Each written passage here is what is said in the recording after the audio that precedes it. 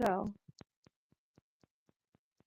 these are all the swatches I haven't put away since I started filming the Schminke series back in October because I got busy filming and decided to stop putting away swatches.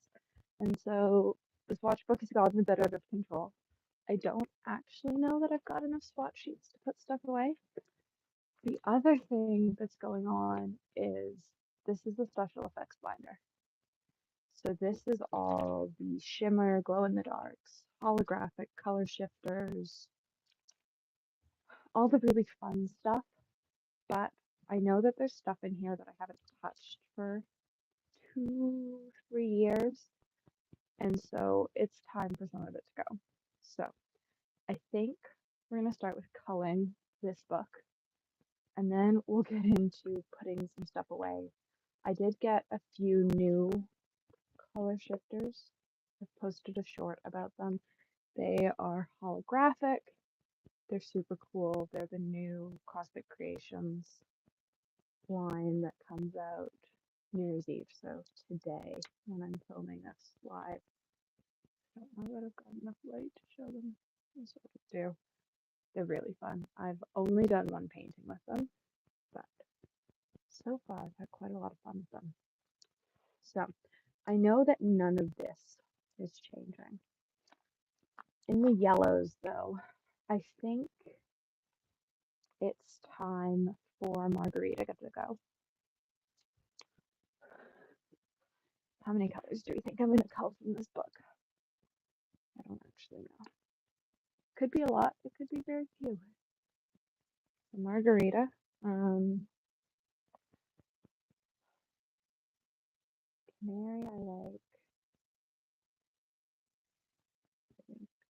I'm actually going to Etsy to look at what Laura has kept in the shop. There's a whole bunch of stuff that's been pulled from the shop for new colors that are coming out in the next couple months. There were about 100 colors that were pulled from sale. So I'm not going to keep stuff that's been pulled from sale, I don't think, just because I just don't need them. So does yellow exist? Canary yellow does. Just yellow though does not. Neither of those exist. Is there? Oh, there's a big difference. See, they're under listed. Oh, okay. I'm gonna put a question mark next to that one. That one's a possibility.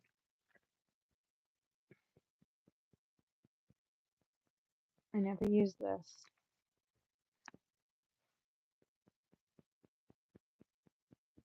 I've never used mistletoe. I've never used gilded pine.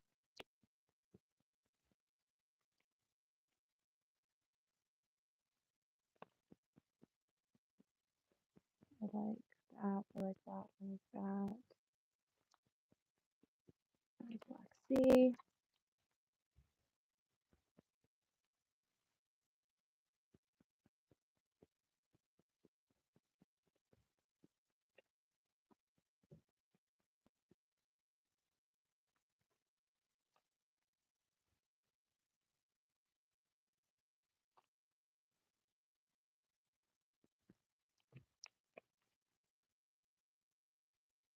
And I'm gonna keep you. You've got a nice like shimmer effect to you.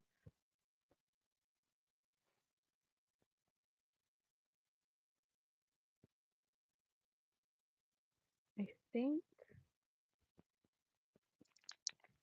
the difference.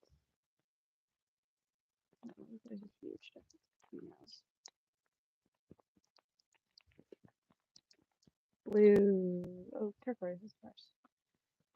There is like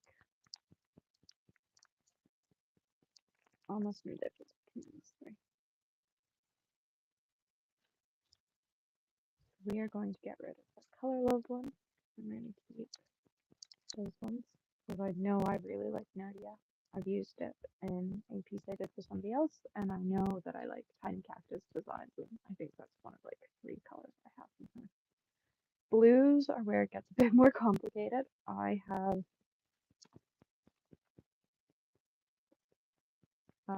this many, and there's one that goes here, Bewitched goes there. So I just used it in piece. I just search blue in the shop. I'll get everything that's tagged blue. Oh, there's 4 pages.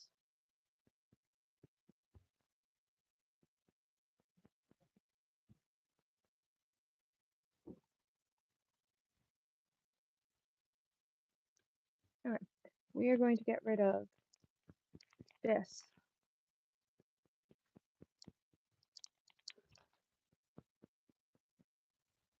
Yes, I'm gonna get rid of that.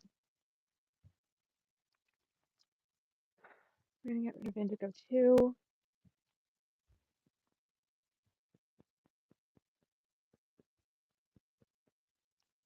The difference between mermaid and... Oh, one's silver, one's gold. Sure. Yeah, rid of this one from Artistic Isle.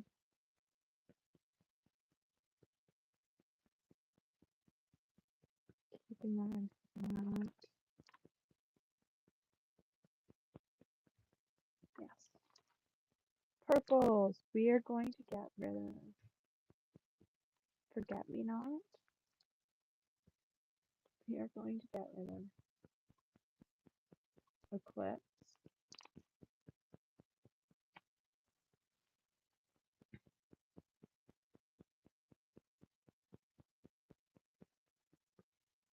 Gonna get rid of purple as well.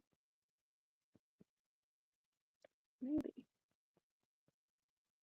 Not purple. Nope, purple is still in the shop, so it gets to stay.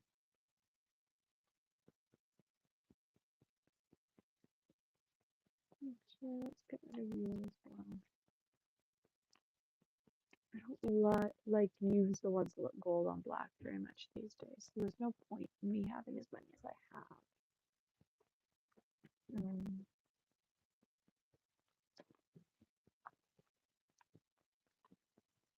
So what I'm probably gonna do is I'm gonna pull these all out of my shimmer palette, and then I'm gonna sit in a tin for like a few days until I make sure that they're actually what I want to get rid of. We are going to get rid of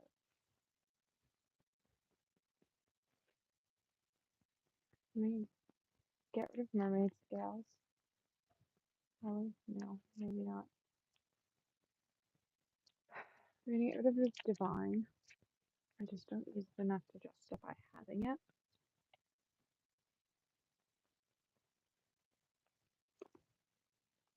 All the pinks will look the same. We are going to get rid of rose gold. We are going to get rid of Kepler. No, we're not. We're get rid of rose gold. We are going to get rid of Venus.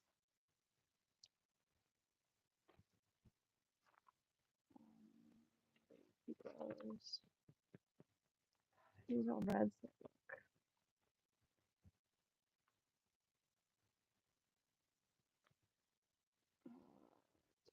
Actually, I think browns. I'm not a huge fan of Zodiac. We could probably sacrifice Zodiac again.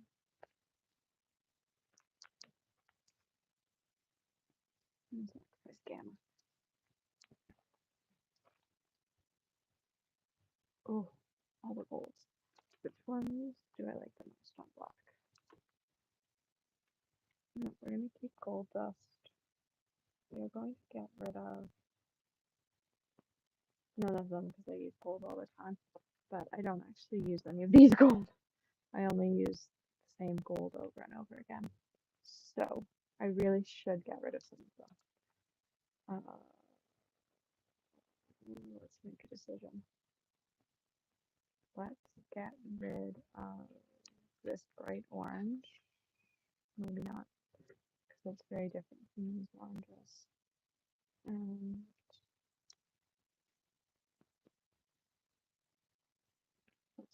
one. Because it's not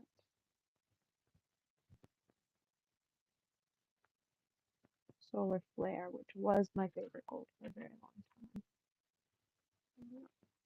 But browns. Is there anything here that I don't like? No. Okay. Silvers, sterling goes here, and then black silver goes here. These are all color shifts, but not super shifts. I don't know if there's any of these that I'm going to get rid of, except there probably are, especially when we get into ghosts. These, okay, let's like actually look at these properly. Here's a flashlight.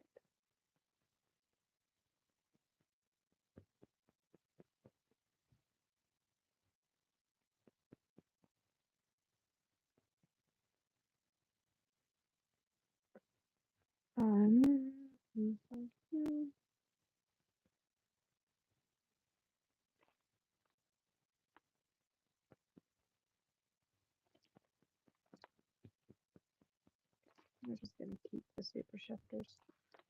These are normal ghosts, and these are things I use far less often. Do I get rid of the entire Harry Potter collection, other than Neptune? Typhoon, Sapphire, Oblivion, Neptune. What are the others? Over here. Scorpius and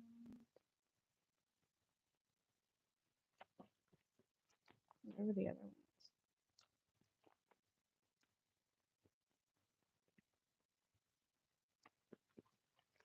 Honestly, can't find you. I never use them. So I bought them and I didn't like them as much as I wish I did. And so they never get used. They're really pretty though. They're not what I wanted, and because of that, I just don't reach for them.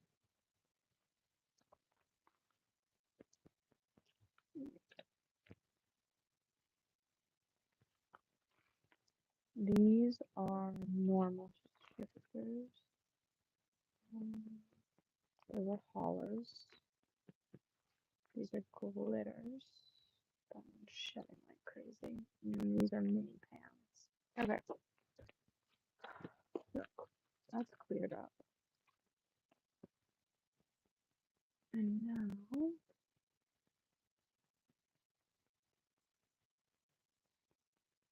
let's get into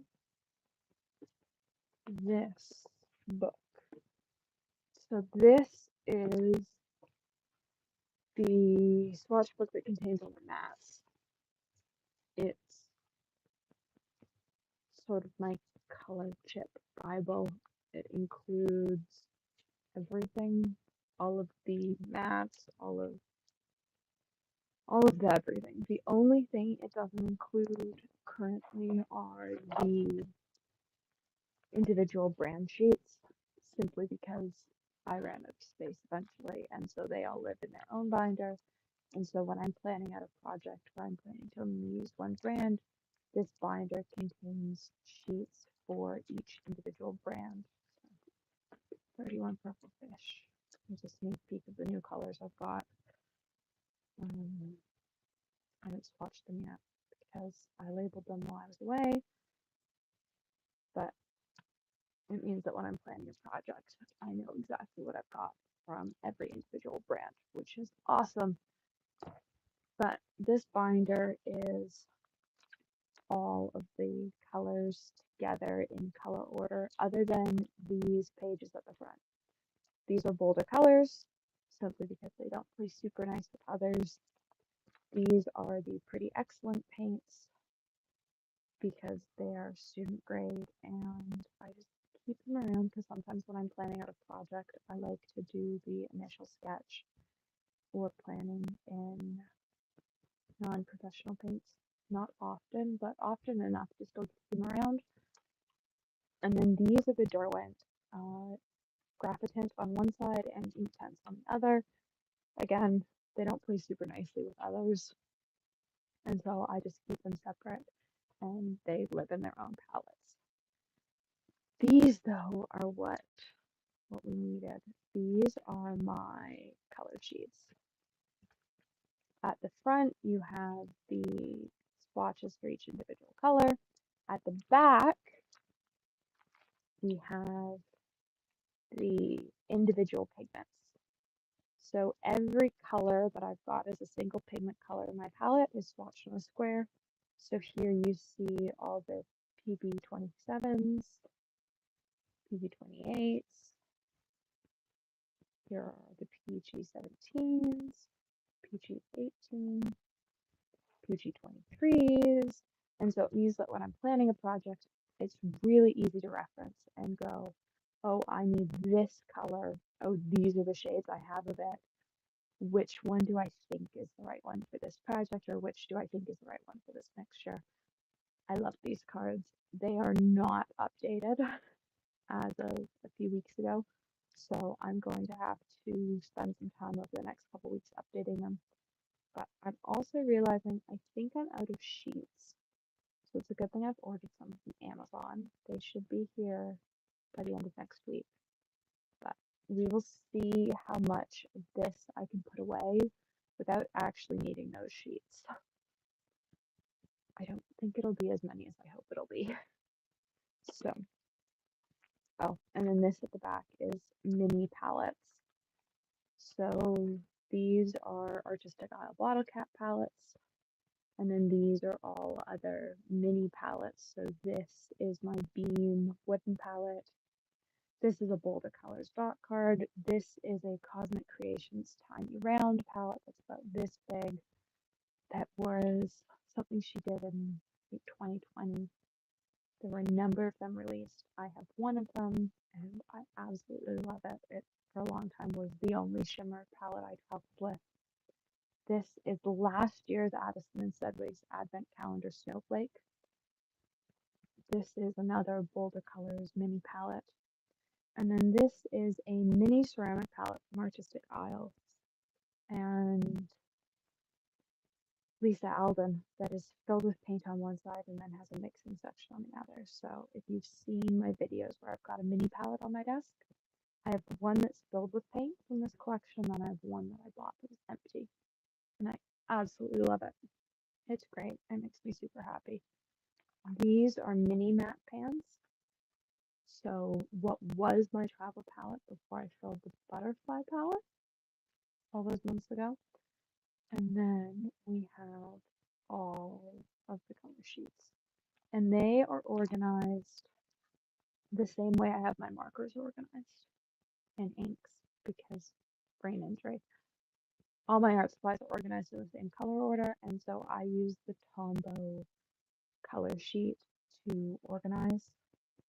And it's great because it makes it really easy to organize your markers, and then it makes it really easy also to like organize your paints and stuff. And I like the order with starting with yellow and green and then ending with orange, black, gray, white. It works for my brain and it makes me quite happy. So we are going to get into this because this is going to take hours. It always does. But it's one of the things that keeps me sane is having my palette organized. Having my palette disorganized makes my brain feel a bit frazzled. And so right now, my brain's a little bit stressed. I haven't had my palette organized since about October, and it's been a bit much. So we are going to put things away. I'm also going to quickly check the table to see if there's any empty sheets on it, but I don't think there are. I think we're stuck with what's here.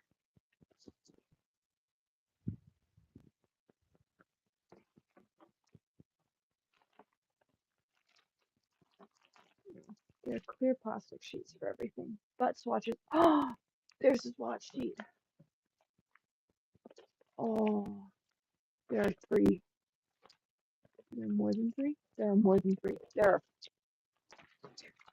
Oh, at some point, previous me went, you should order swatch sheets. And I did. I like when I'm momentarily intelligent. I think what we're gonna do, I shouldn't have taken these out yet, is start by sorting these out. Because these are a mixture of everything, including the diluted swatches for projects and shimmer swatches for other projects. So we're going to start by taking out all of the shimmer swatches. This is for a project that I think comes out tomorrow. I think the video releases stuff for New Year's Day, so that's tomorrow. And now we have to sort through this giant pile. So I am going to, that's ink. It's literally, so I swatch everything. So all my inks and everything are swatched as well. So we're just going to make some piles. These are Schminke large swatches.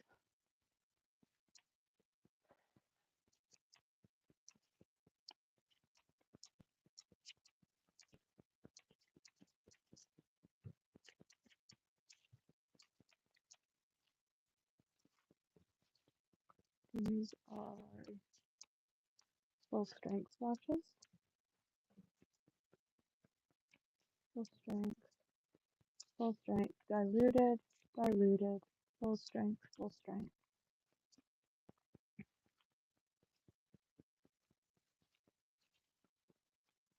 Full strength, full strength, full strength, full strength, full strength, full strength.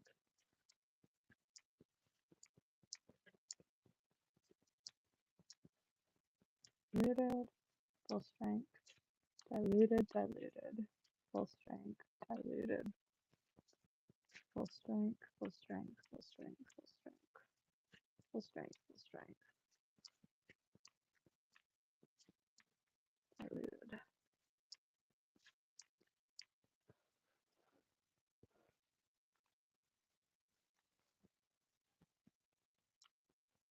Oh, ink, ink. These are all ink. Oh, I saw some more ink ones. Oh, no, they're not ink. Some of them are ink. Apparently, I just stashed swatch cards everywhere. These are ink and embossing stamps, swatches. So they will go away at some point. These were all Christmas and birthday card swatches. Random gray. Ooh, urban gray. I finally found a pan. It was shockingly hard to find.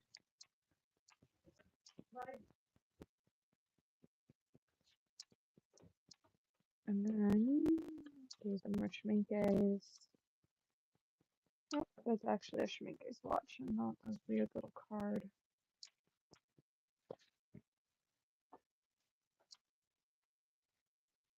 Oh, that is actually permanent white. Lamp black, black, brown, blue, green, Fuzzy Bee, Mimosa, Cosmic Buttercup. These are the swatches for if I had to pull a 21 color palette out of my palette. Some of them. Dragon Fruit.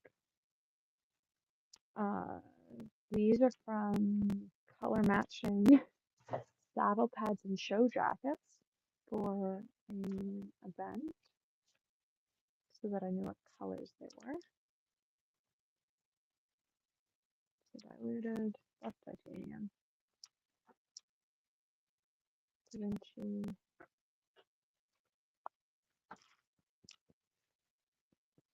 Manganese blue.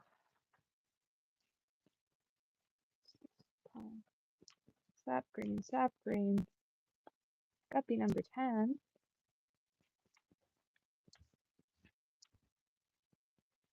Sap green, sap green, sap green, sap green, sap green, sap green. I must have been looking at something. That's the Beam Mayan green, which is so pretty. That's a little bat. I had Mayan green. I got it just before I filmed the Shminke stuff. So I haven't actually played around with it that much. But just before I was in chaos filming that series over the course of several days and then editing it for weeks. But it was such a fun series to do. Urban Brown, Forest Olive, Grab Bag number 5, Shrinking Yellow, Urban Red, Urban Gray, Urban Black, Grab Bag, Grab Bag, Grab Bag, Grab Bag. I'm going to quickly double check these to make sure they're all 75% swatches because I've messed that up before.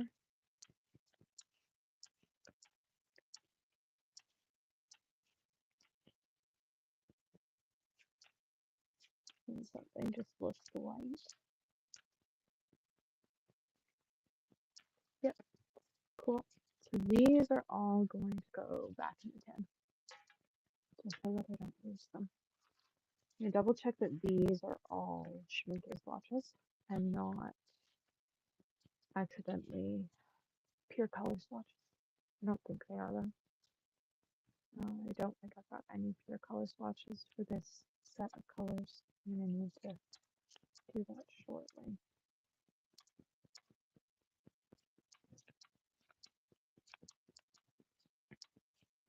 Why am I doing it like this? I should just be sliding them into sheets. Because the Schminke ones do go in sheets. So,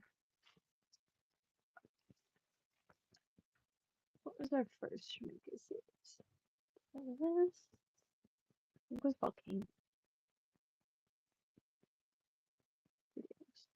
Oh, Tundra.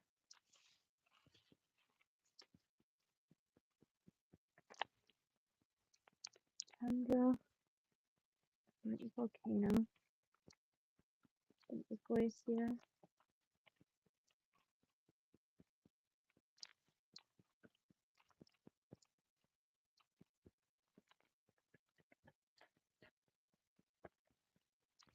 Then it was Shire.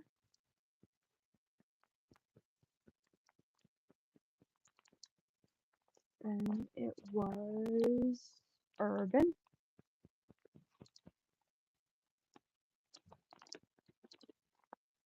It was Deep Sea. Then it was Haze. Just had a haze. There's a haze pink. Then it was Forest.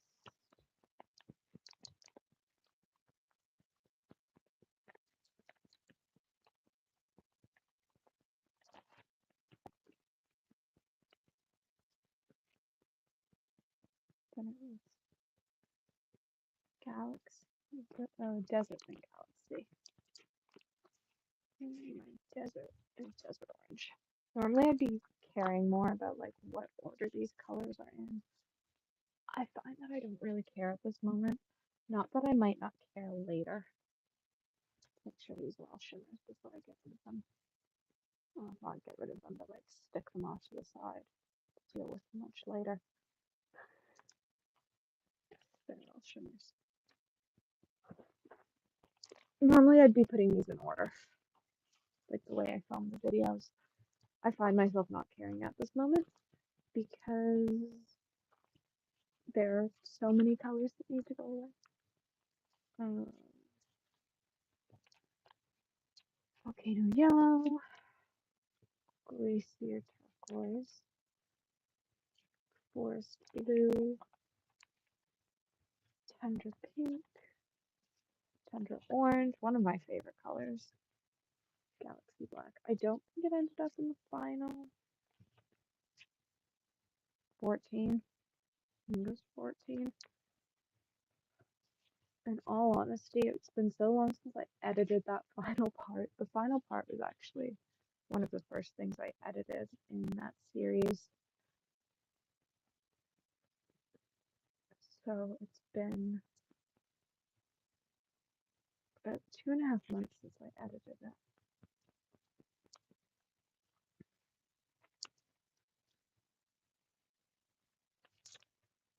Shire, forest, haze, haze, deep sea, shire, desert, deep sea, forest, shire, tundra,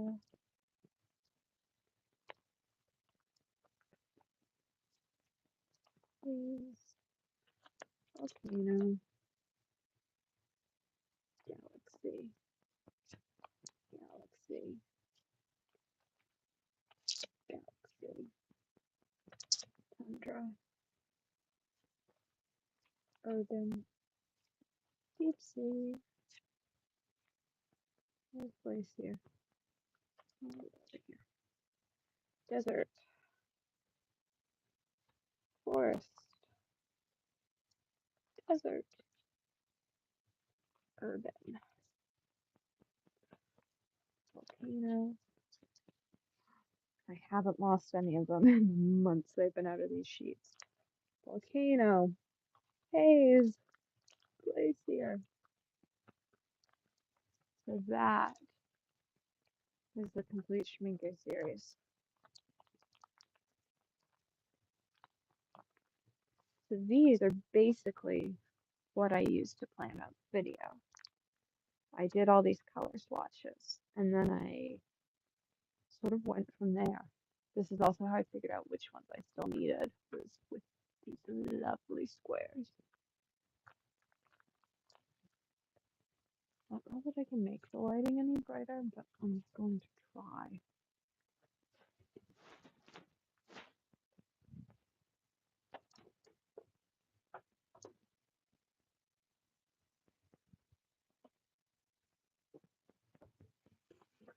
So now we have this giant pile of things. And I am going to roughly sort them by like what they seem to be. So we have green, green, green, green, green, green, green. We're gonna do greens and blues. We're gonna do like purples, and then pinks and reds. Yellows and oranges always get the same pile because I can never quite figure out where some of them go. Gray, that's gray. I'm gonna go in our little pile. You go there. You go up there. You're blue. You've a home already. You have a home already.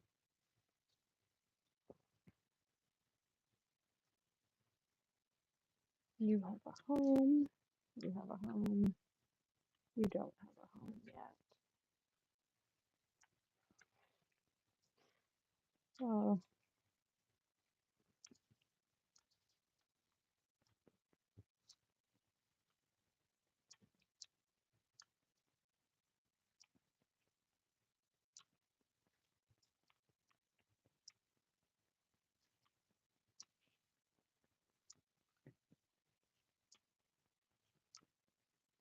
Oh, that's 75%.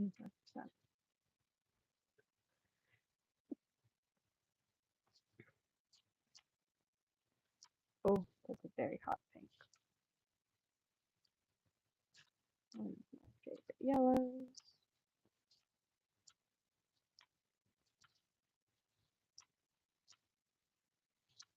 So many new pinks and purples.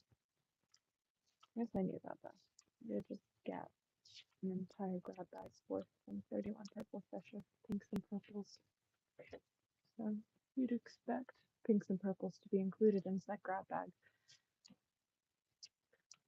That's gonna go there for now. This is just a rough sort. Like, things are going to move, but if I don't do some sort of sort, like, I'm not going to get any idea of where things go.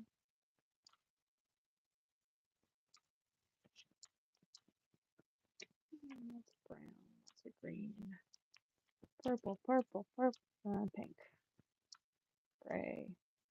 You go in the blues, I already know that. You're pink. I finally caved and got quinacridone gold deep. People have been talking about it since I did the quinacridone video on quinacridone gold. And I didn't think I needed it, but it's been sitting in my Jackson's cart for months. And when I went to my local art store, they had a couple tubes of it, and so I finally added it to my collection. I haven't actually compared it to my quinacridone golds yet, so I don't actually know how different it is yet. But I am quite excited to test it out. What are we going to start with? What do I want to start with? I want to start with yellows / yellow oranges and browns, because I think those are going to be the hardest in a way. It's always hard to decide like what's a brown and what's sort of, just make sure none of these pinks and more brown.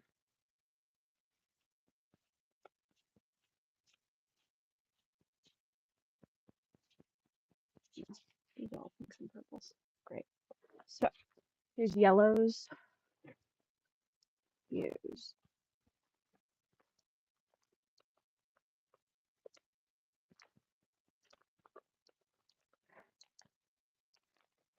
red for brown.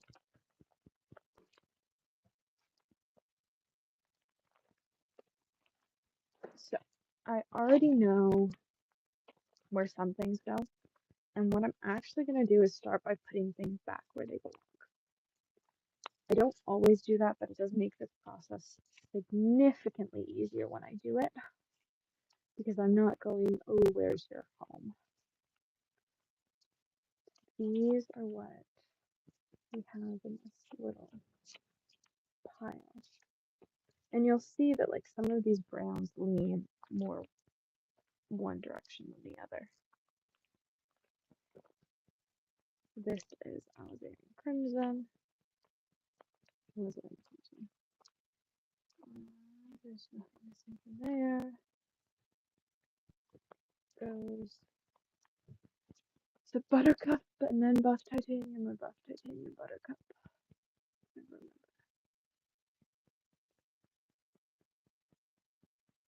Buttercup, buff titanium.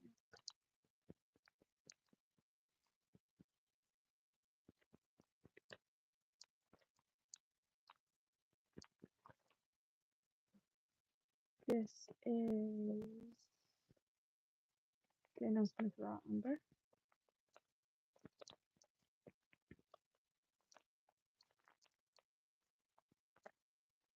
Okay. Everything that goes in here has found its home again. And now we just get to find homes for everything else. So this yellow clearly does not go in here, but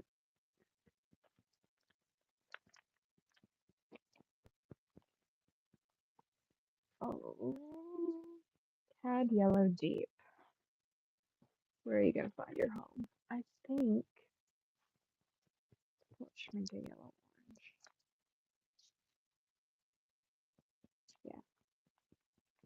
Unless I pull out this and you're the same, you're gonna find your home there.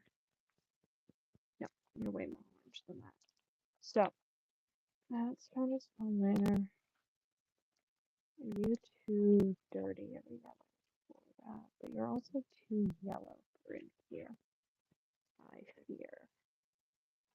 What goes there? Oh, we do need yellow ochre.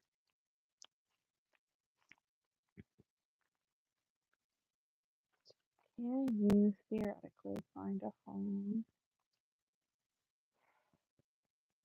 with the yellows that create you, which are where?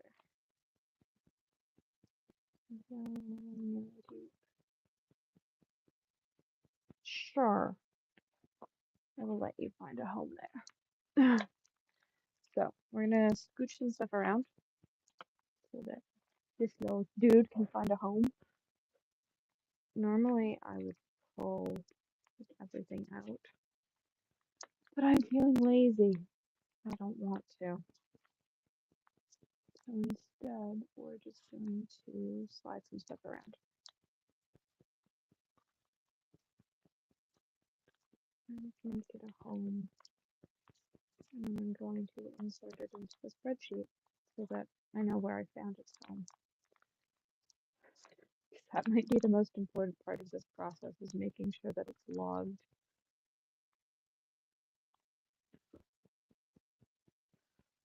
I've lost my spot already. Making sure it's logged in the spreadsheet.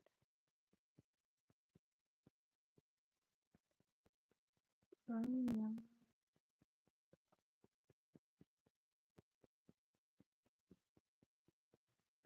There.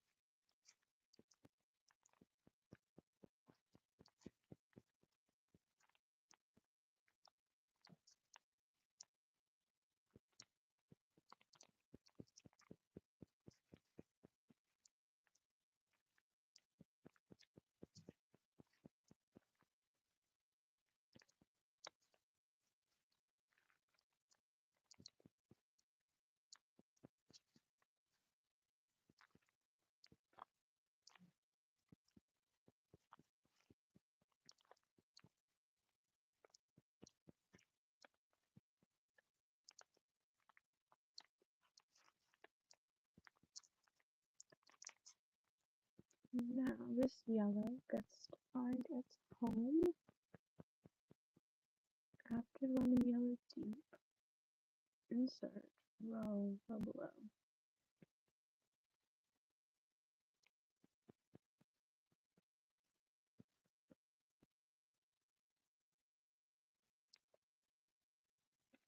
Alright, this yellow's done.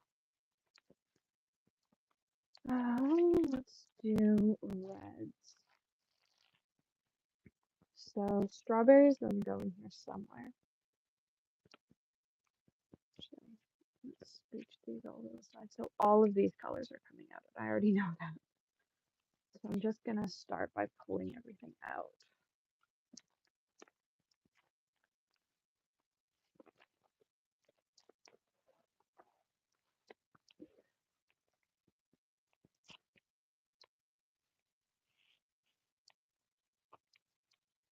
And hopefully I have enough space for everything.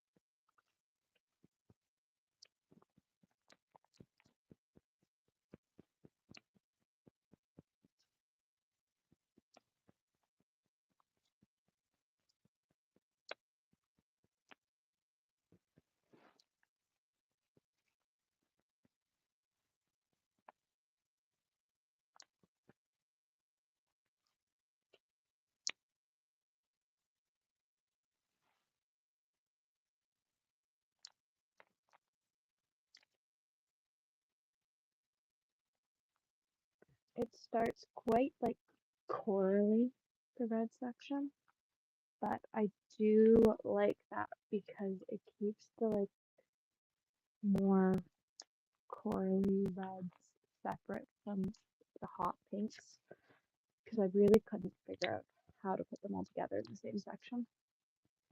So I appreciate that about this layout of the palette.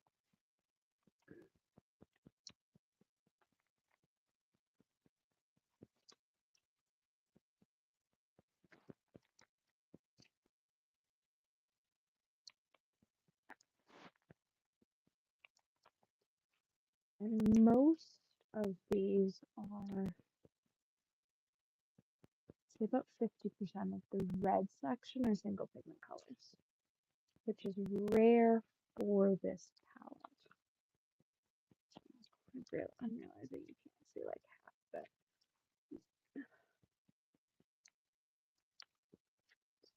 Scooch this over. So I can always put the next sheet down underneath it.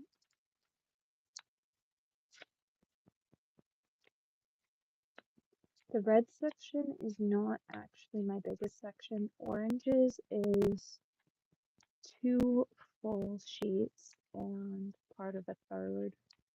Blues, I think, are now officially on 3 sheets.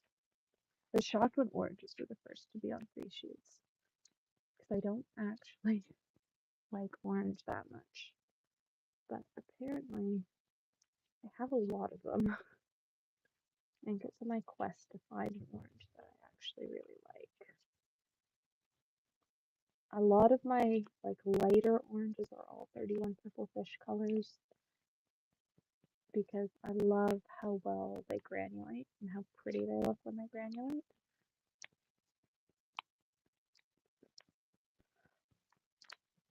And then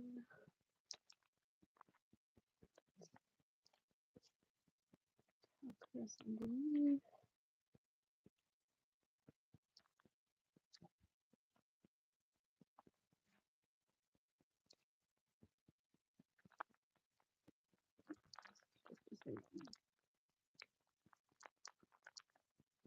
So strawberry's gonna go in here, and some of those browns are gonna find their home in here because some of them are too red to have orange to be orange undertones. Like they don't have enough yellow in them to be a yellow brown. And this is just sort of how my swatch sheets work. Like it's all about the undertones of the color and like where they seem to fit best. It used to be a lot more like thought out. Oh, where's your top swatch? Huh, that's fun. Oh, your top swatch is right there.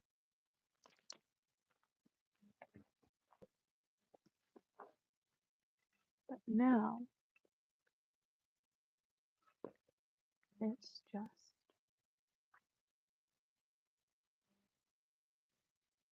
this very sort of organized chaos of a palette. So this and this and this and that.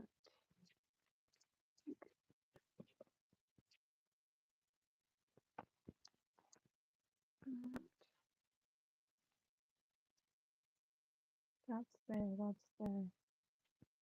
Is that there? No, that's in there. What's this?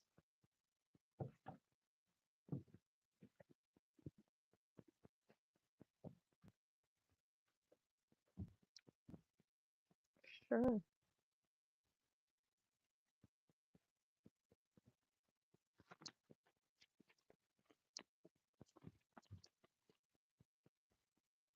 Yeah. So Schminke Brown. And those are all there. These are all over here.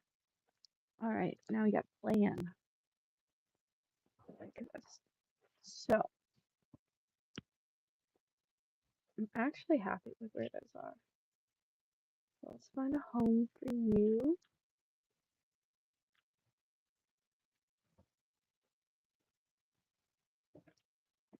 Where's your home? Where's your home? I think your home's right there. So this is PBR29. It's new to my palette. And only From Small makes it.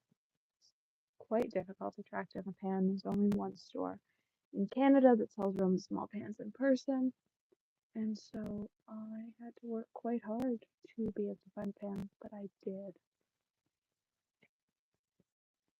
This is obviously a red. The question is, where are you going to find your home?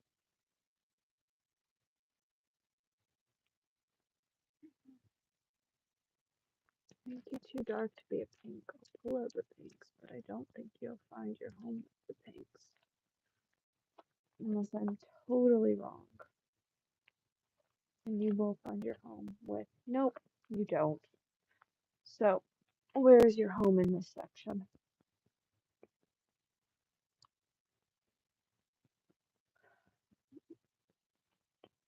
You're here, you're here.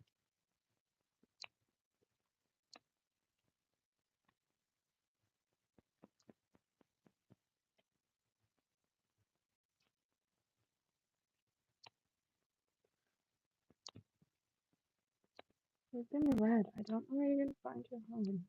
Maybe I'll find it as I move things around. Put things away. And it'll just feel right. No. I think it's going to be after Volcano Orange. Like, it seems too light to be the right home for it. But at the same time, like, nothing else feels correct. And so I think we're just going to go with what feels least incorrect. Which isn't my favorite way to approach this. As a rule, I like being happy with where I put things. But I don't think, except if it goes here. If it goes at the end before we go into like the softer browns.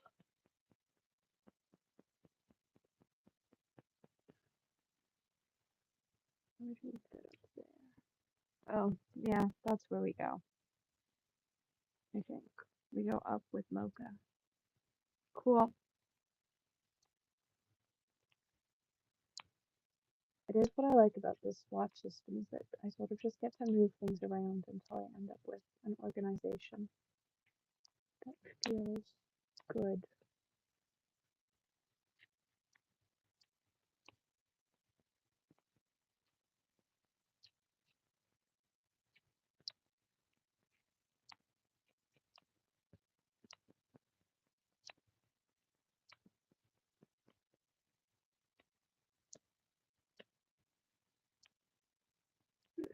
So we have Schminke Red going in after Mocha. I've lost my red sheet. Mocha, insert, row below. It's Urban Red.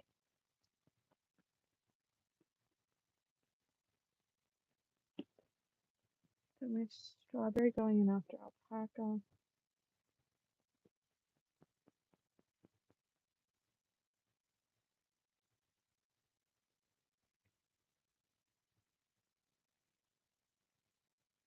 Ew, I was looking at the wrong Alizarin Crimson. I was going, how did I get this sheet so wrong?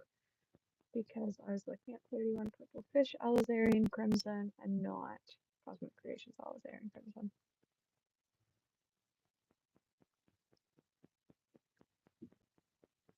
Then we have Tawny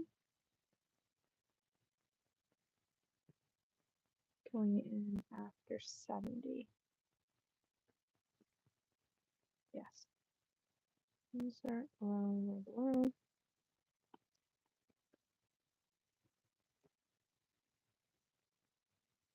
Cinnamon going in after Burnt Umber.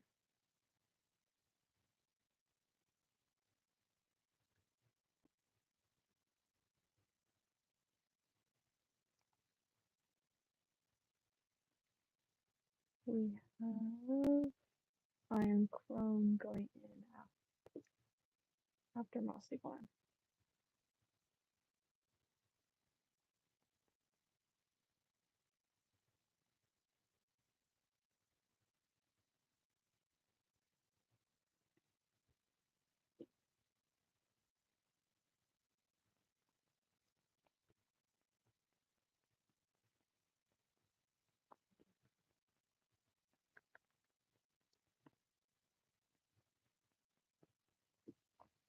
Great. Now we get to put these all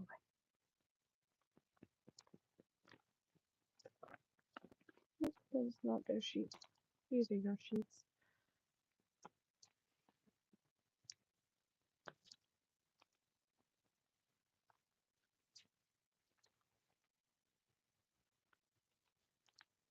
Once I tidy up the list, I will add a link to it into the description, like I did in the organizing the palette video from a couple months ago. For now, though, it's a bit of a mess as I add stuff while I film this.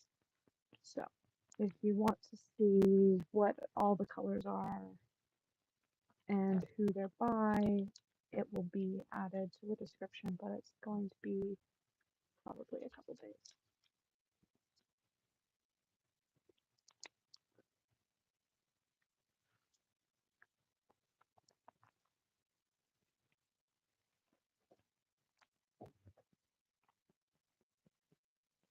After this, we're going to do oranges, and I think we're going to do blue, greens, teals, turquoises. I'm going to leave blacks and grays and whites for last because it's the easiest. That's also why I'm leaving pinks and purples, because they're far easier than the blues and greens and teals are going to be to sort out. So I want to leave the stuff that I know is going to be less hard to place for the end.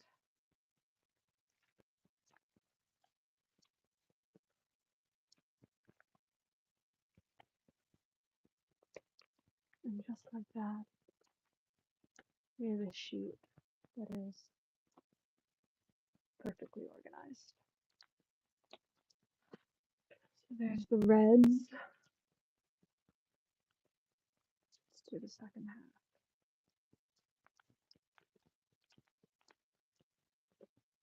That's this brush sheet.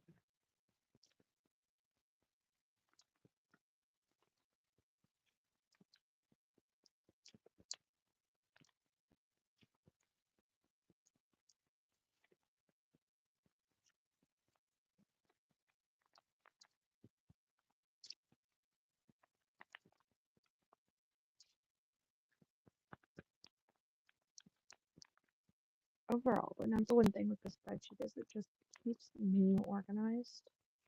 And by keeping me organized, it also helps just keep the palette in order when I put things away. It doesn't help when I don't put things away. But when I put things away, it keeps the palette in order. And it's always lovely.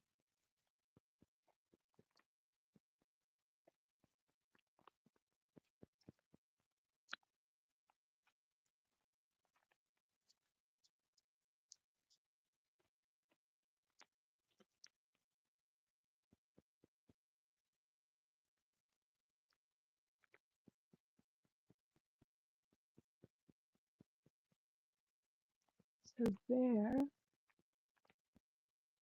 are the rest of the red browns. I really like this new brown.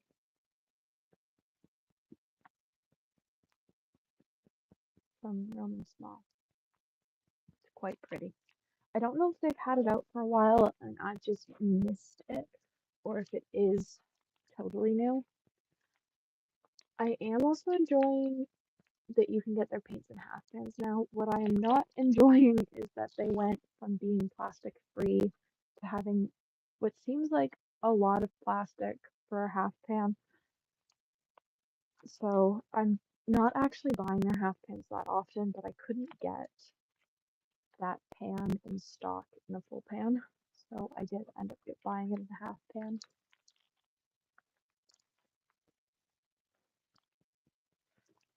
That being said, I wish I'd been able to find it in a half pan, in a full pan, because I just dislike how much plastic their uh, half pans seem to have. It feels unnecessary that they went from having packaging that was plastic free to having your half pans wrapped in plastic.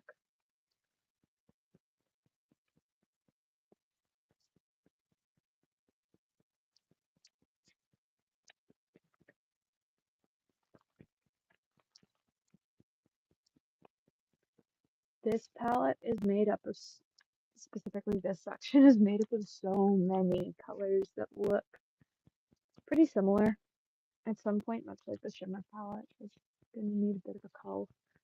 For now, though, I'm quite happy with it. It's sort of a good balance of brands. I've got Daniel Smith, Holbein, 31 Purple Fish, Michael Wilcox, Winsor Newton, Cosmic Creations, Magello,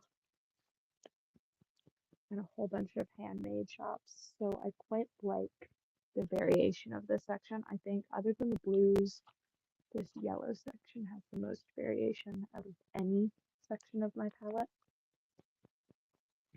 And it is one of the sections that makes me the happiest because there are so many yellows like Dirty Mustard, not that one, and Cooper, like you wouldn't expect to granulate and then do.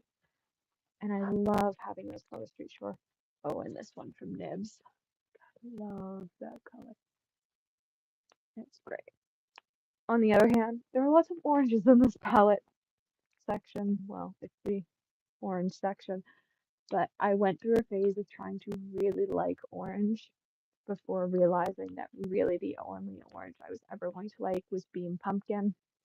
And I should just buy a pan of it and stop like faffing around and trying other oranges.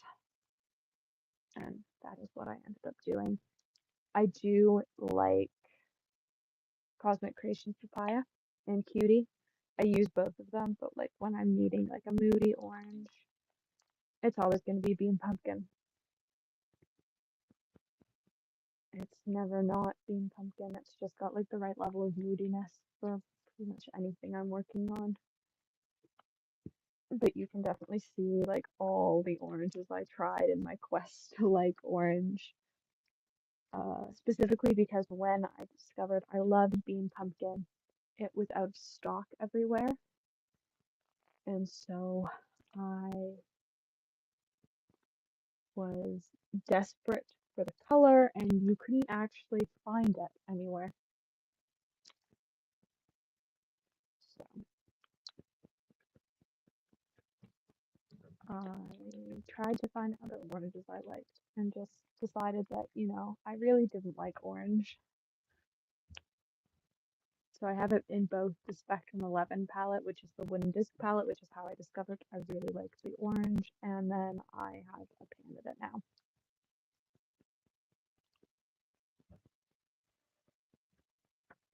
White Knight Naples Orange is probably the closest orange on the market to it, though it doesn't quite have the right level of moodiness. Orange Haze has the moodiness, but is sort of too dark. It's not bright enough.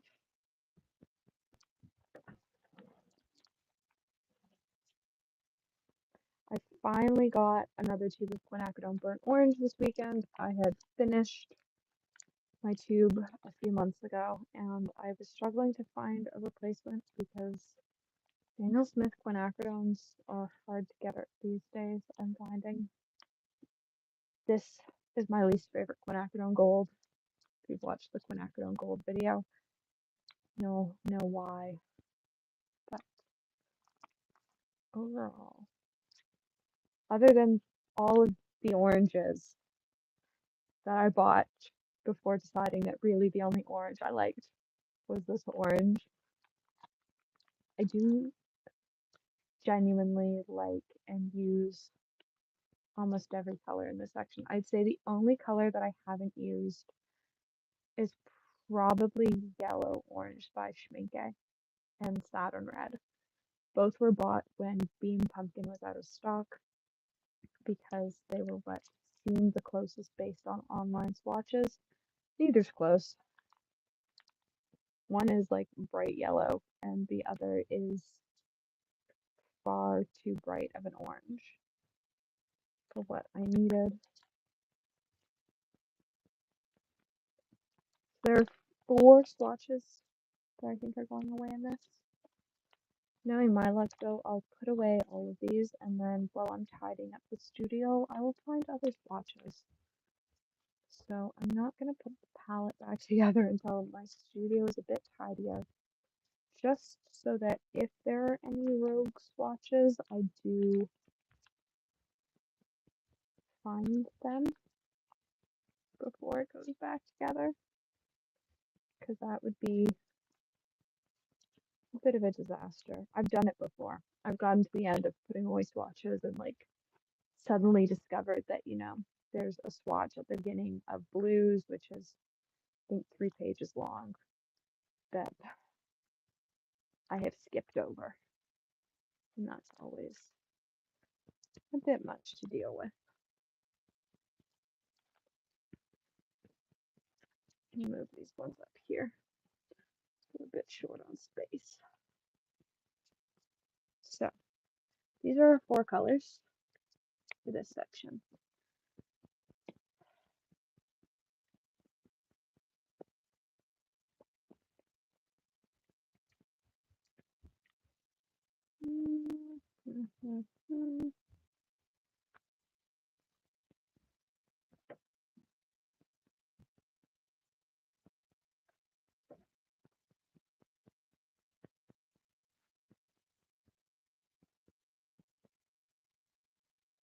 Muy bien, muy bien.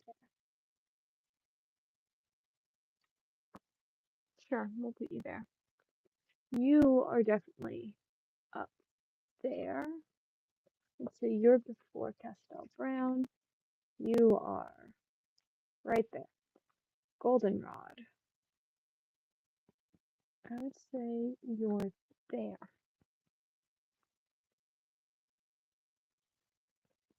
So,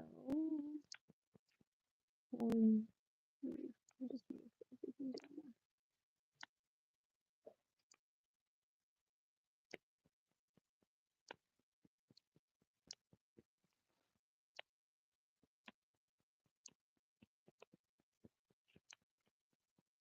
I always move them all because the number of times that I've accidentally forgotten to move one enough, like I've needed to move 5 and I've only moved 4, is too many to count. And so now I just move all of the swatches so that before I even start putting anything away, just so that if I have miscounted, I haven't actually started to put anything away because, like, theoretically, these could go in a sheet right now.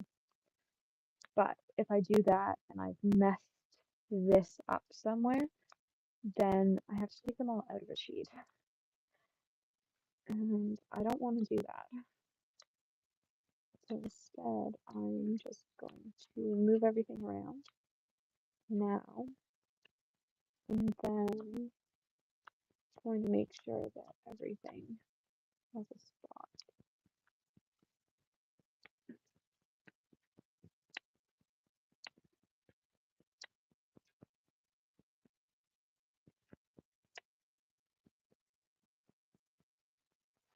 So like by now I know that I've got this right because there's 1 card left. But you always want to double check.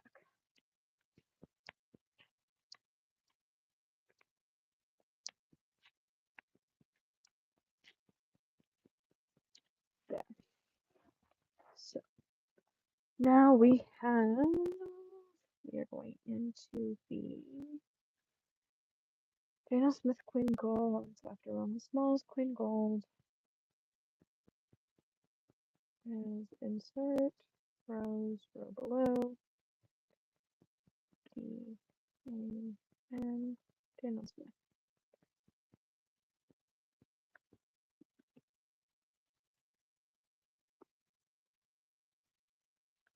So quinacridone gold deep or quinacridone deep gold?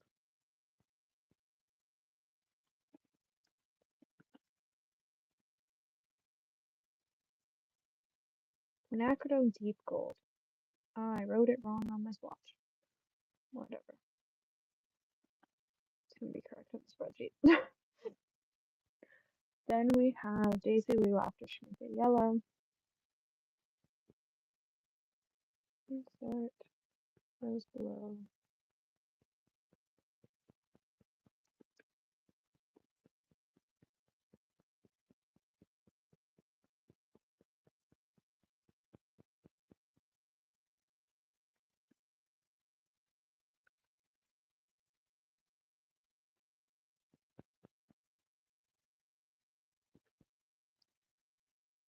Then we inserted 4 because Cosmic Goldenrod is next up after Lunar.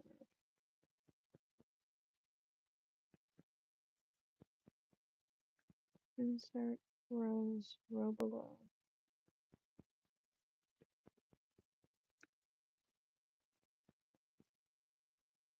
And then after beach is insert rows below.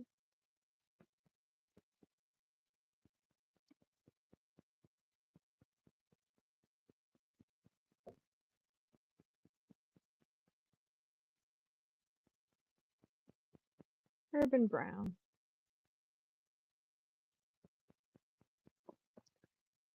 All right. We should have 3 swatch sheets.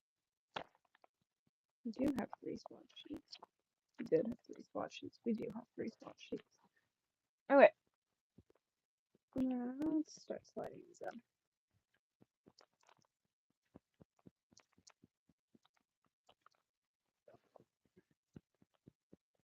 I love these corny things. I have to say, I do like the new ones better because they no longer have a hole at the bottom. The new ones are just flat, and so the cards don't like attempt to slide out and don't slide around as much. That being said, they have raised their prices, and so it makes switching all the sheets to the new ones, like, I'm not going to do it. Also, it would be super wasteful for the number of these sheets I have, but these sheets are a little bit annoying because the cards do tend to slide around.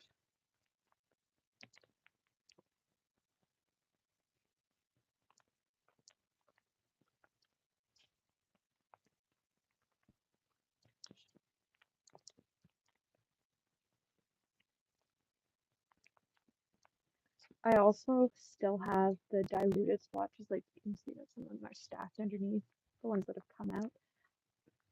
I don't, when I'm putting in the new colors, deal with the diluted swatches being out anymore for the new colors.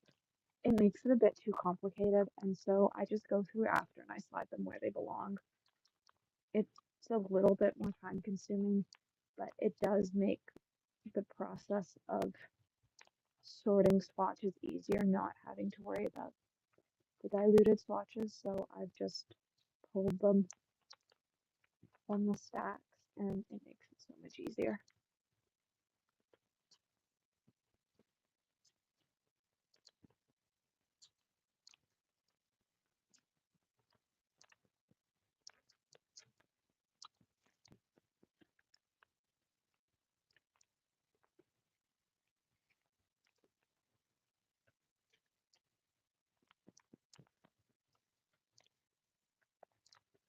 These cards also don't have, these cards are just the color name and the color and the brand.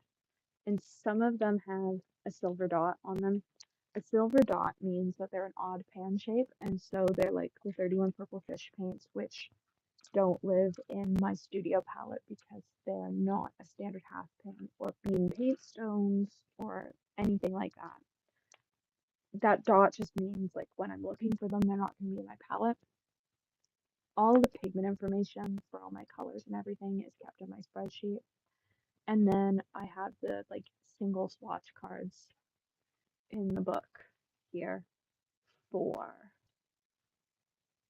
single pigment colors. And they're all separate. So these are swatches of everything. And then if I'm planning a video and I need just single pigment colors or planning a project that I'm looking for single pigment colors for a mix, I have all these single pigment color reference cards. I find that's the way it works best. Like putting the pigment numbers on these cards makes it too complicated, especially when so many of these colors are pigment mixes. So I just don't do it. It makes my life easier.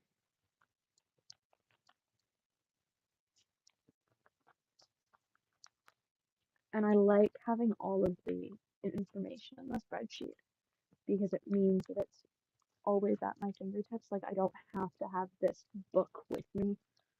At one point, this book was easy to carry. We are far past it being portable and easy to carry. It is no longer something that travels to art stores with me very often. At one point, it was. For now, though, if I'm going to an art store, like it's going to be the single brand book because it's so much easier to just like look and see what I have. Like here's everything I own from Schminke. Here's all the Rose Gallery.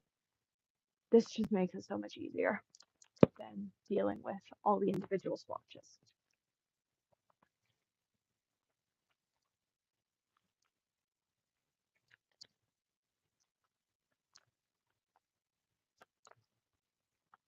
I think, oh yeah, I said I was going to do blues and greens next. That seems like a solid plan. Anything else might. I could do pinks and purples if I wanted to do easy, but I feel like I should keep doing hard. So I feel like if I go to pinks and purples, like I won't want to do blues and greens, but they need to get done. And so we're gonna do them. And then maybe we'll put away my 31 purple fish paints because I finally got big tins. I could not find the same tins that the original stuff's in, these big ones. I've talked to other friends that have them. They can't find them anywhere anymore either.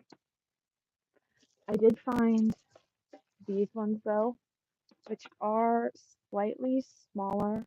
I'll lose about a row of paints, but they are bigger than what I have right now. And I was out of tins. So I needed a tin anyways for these paints. So they will be finding a home, like clearly. They're double stacked in this. So I don't know where my magnetic sheets are though, which is the one downside because I magnetic sheet my pans for 31 purple, the tins for 31 purple fish, not the pans, because I find it works better. These are all blues. This is all blue. All right. So there's our stack of blues and greens and all that fun stuff. Here's the bottom sheet. We're going to start by putting away stuff.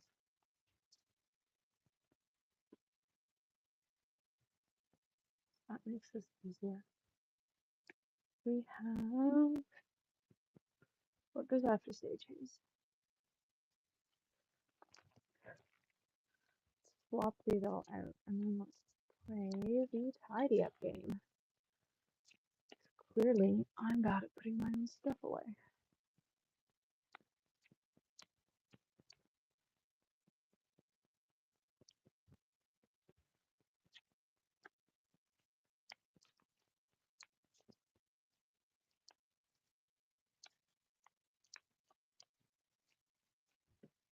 A lot of this stuff is new though.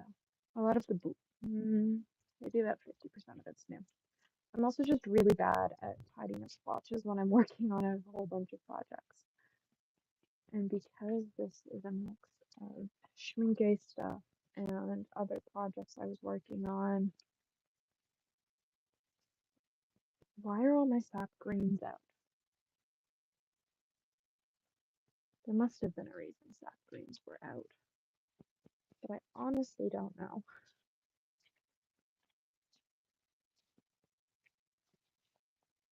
Because literally every sap green I own is out. So after spring haze, we have P. After Shire Olive, we have Permanent Sap Green by Jackson's.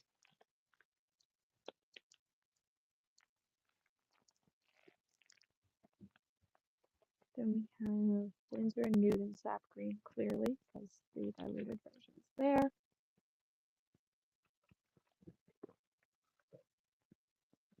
We have Rosa Gallery Sap Green.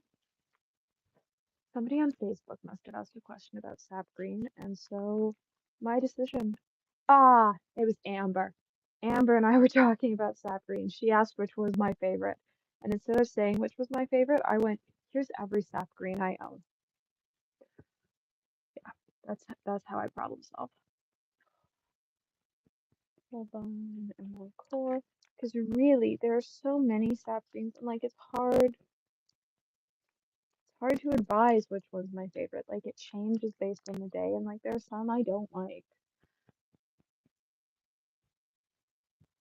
Oh, and the Roman Smalls and the Grimbacher ones aren't in my palette. I stole those swatches from Mom.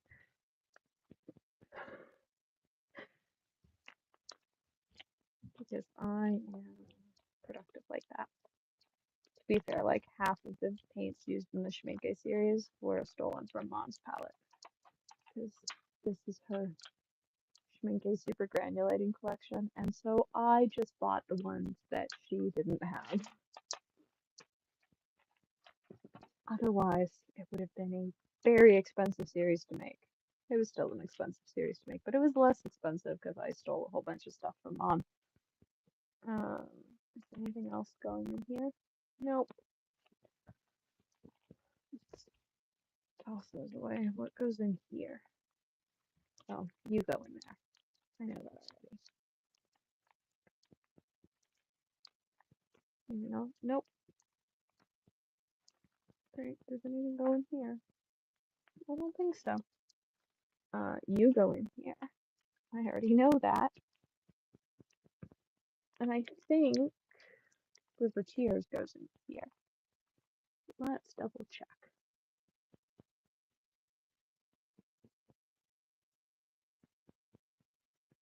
Ocean Breeze. Not looking at that one. Ready? Yep. Cobalt Blue Teal. Tuckers. River Tears. Where can we go? Flip this over.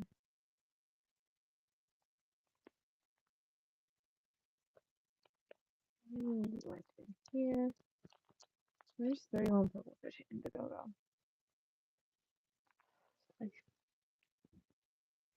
You go here. It's a game of finding people's homes. These homes. They're not people, they're paints. Manganese Blue Hue is here.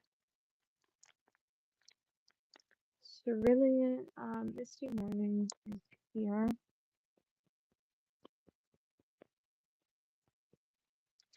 Honestly, Cerulean goes there, but let's double check. Am I correct? Manganese Blue Hue. Daniel Smith Cerulean Blue. Misty Morning. Glacier Breeze. Holbein Cerulean Blue. Look at me go. You'd think I paint with this palette every day. And it hasn't been like a month since I've touched it. Where do you go, Da Vinci? Do you go up here? No, you don't. Da Vinci, where's your home? Well, Lapis, your home is down here.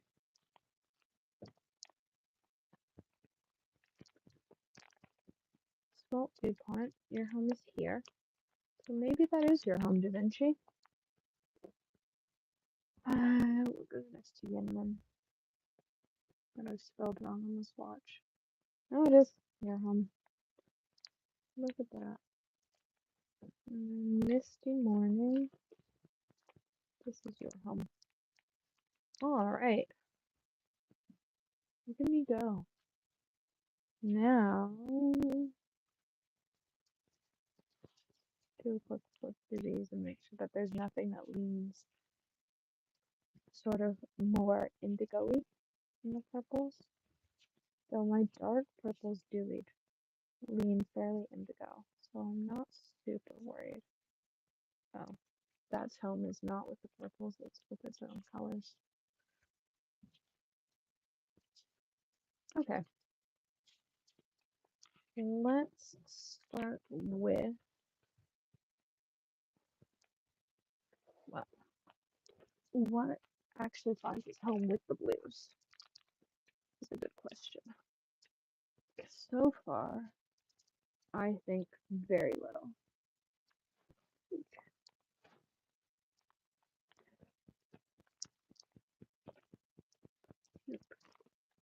Peacock is going to find its home with the blues, so is Larkspur.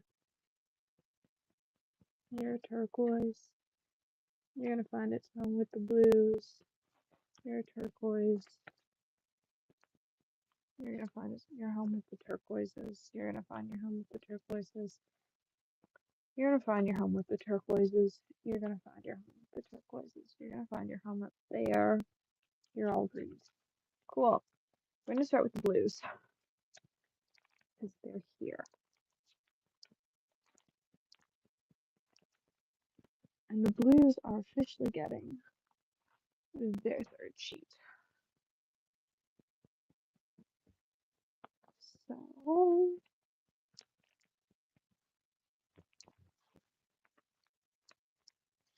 let's do this thing. Nope, you're out of frame. My head covers the camera.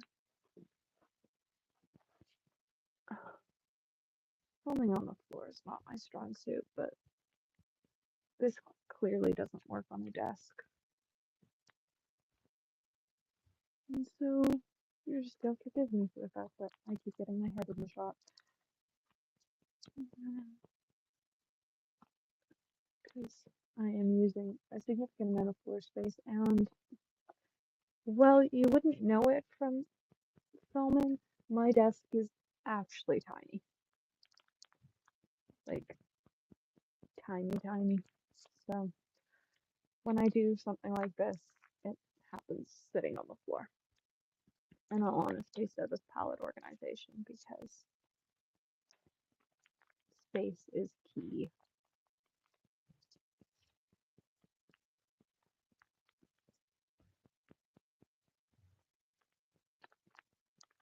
All of these new blues are actually pretty similar.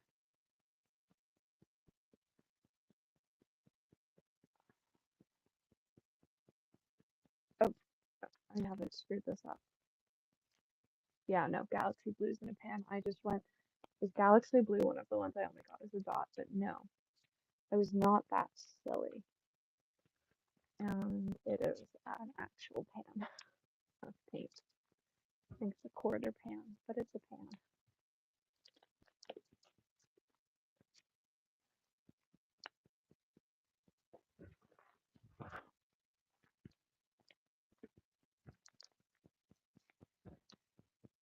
This like line that's these like sort of like White Knight's Royal Blue and White Knight's Lavender and Holbein Lavender. And these ones up here, like I desperately want to love these colors. Like they're some of my favorite colors in real life. I never reach for them. I have so many of them and I never reach for them unless I'm doing something very specific. I wish I used them more. So if you've got ideas for things to do with them, let me know.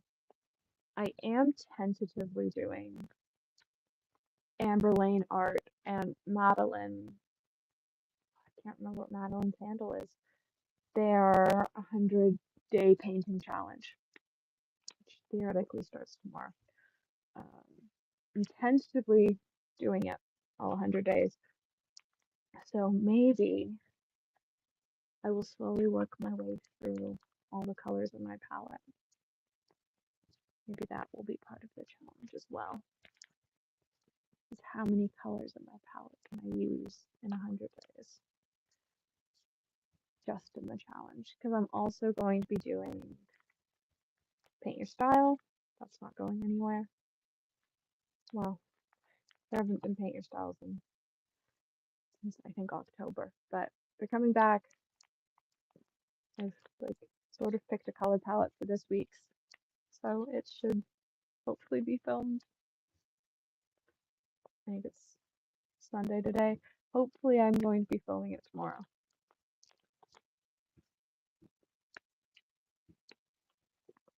I was hoping I'd have the palette cleaned up by then, but I'm just going to live with having a messy palette for a few more days, just in case I find any color swatches while I tidy. But I wanted to get rid of this bin of swatches so I didn't accidentally lose them while I was tidying.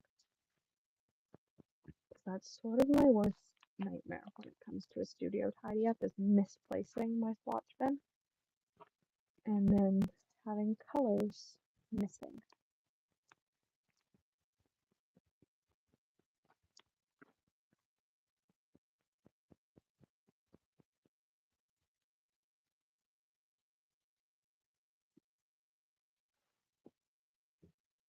I switched these two.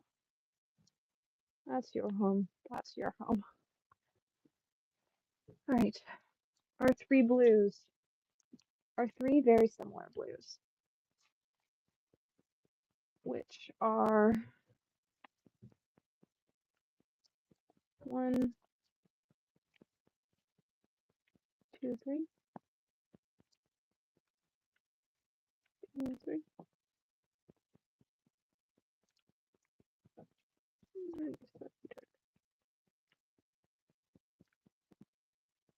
There. They're all finding their home in the same place. And I know that there's only 3 of them. So we're actually just like going to sneak these 3 over here into this new sheet. And then I'll move everything else. We've got 2 indigos and a Payne's gray. Indigo is another color that I wish I liked more than I seem to. Like, theoretically, I really like it. I like Indigo Genuine. I'm just not a fan of mixed indigos. Insert rows, insert 1 row. Insert rows, insert 1 row, insert rows, insert 1 row. We have Cosmic, Cosmic, Schminke,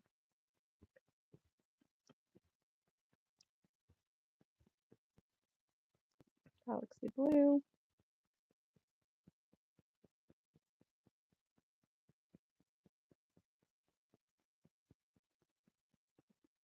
Larkspur, and Peacock. Apparently I can't spell. Is a surprise to absolutely no one.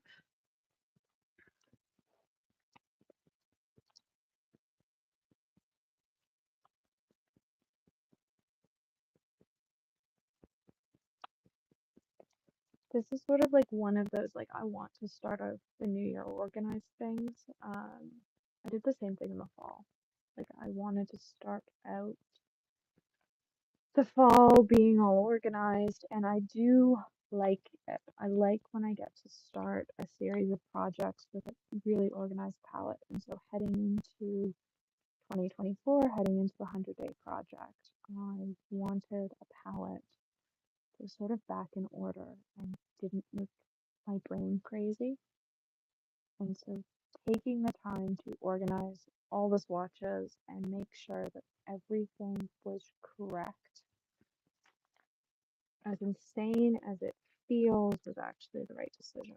I know that. It's just spending all the time to do it is sometimes a little bit difficult. especially when like the rest of the studio is chaotic.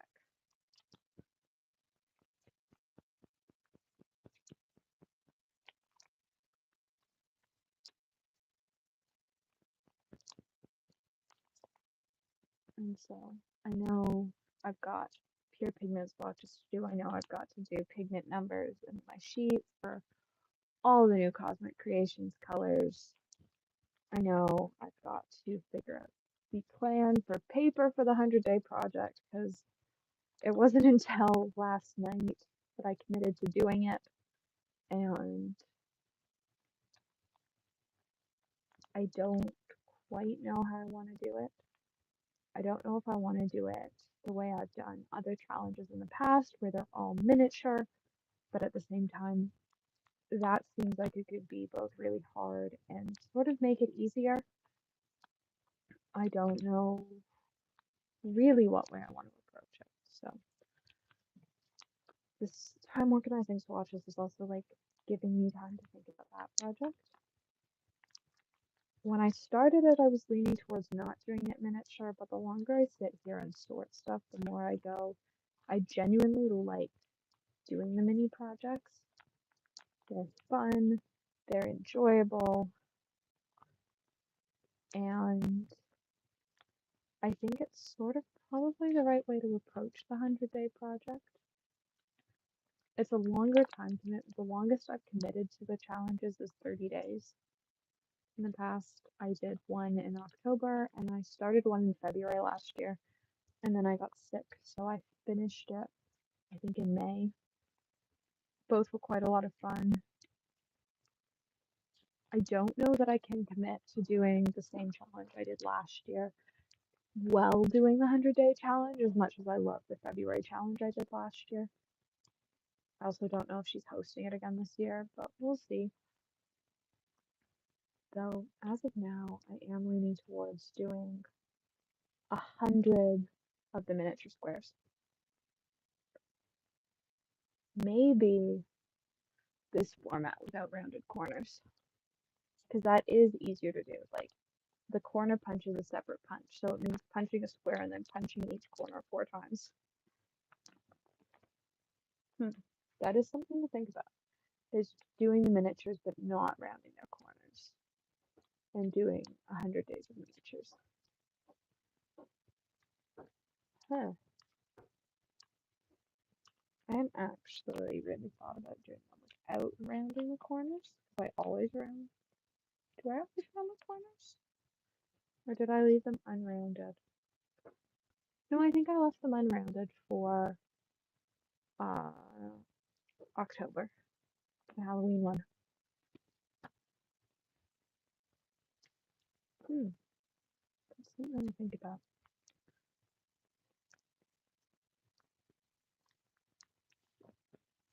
At the end of the day, the point of the challenges is to be enjoyable.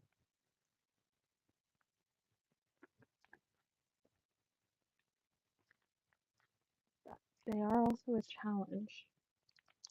And so committing to something for 100 days is always a challenge, but committing to something for 100 days in a form you enjoy doing is significantly easier. Also, if you have any questions, feel free to ask them.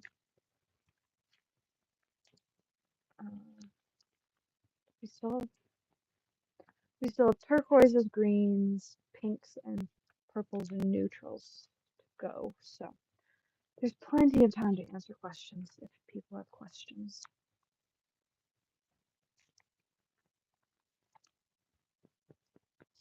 If there are questions about specific colors or just like questions in general, I am happy to answer them.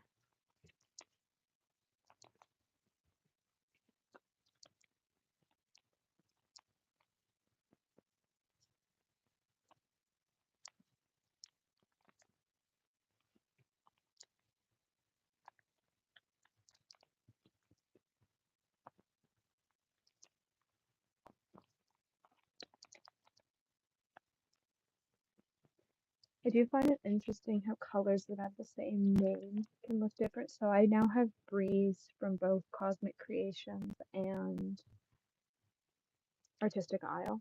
So both handmade shots. Both just like random names for a color.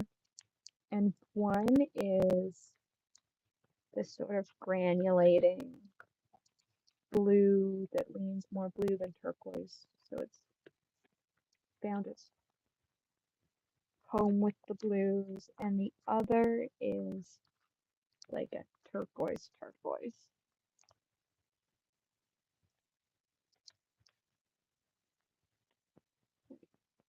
Breeze from Artistic Isle, Breeze from Cosmic Creations. It's just interesting to see the color difference in the two. The reflection's awful. I apologize, but we have overhead lighting and there's nothing I can do about it. These, I think, all find their home there. I think the only one that finds its home with the blue greens is this one. But it definitely doesn't find its home with the greens. And so I think you find your home in there. So let's do easy. Where do you find your home? I think you find your home back here. And you find your home after Lisbon.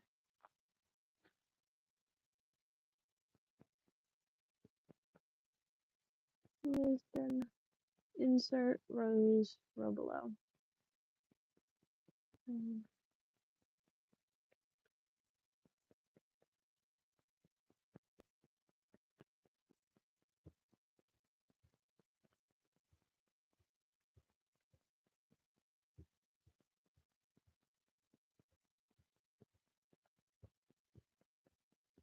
Good night, baby, and Cosmic Creations. And so this was one of the colors I used in the reel of the short of the new holographic colors I posted today. This is a reel of on Instagram, a short on YouTube. These all find their home in here. I'm pretty sure. So let's start pulling out stuff.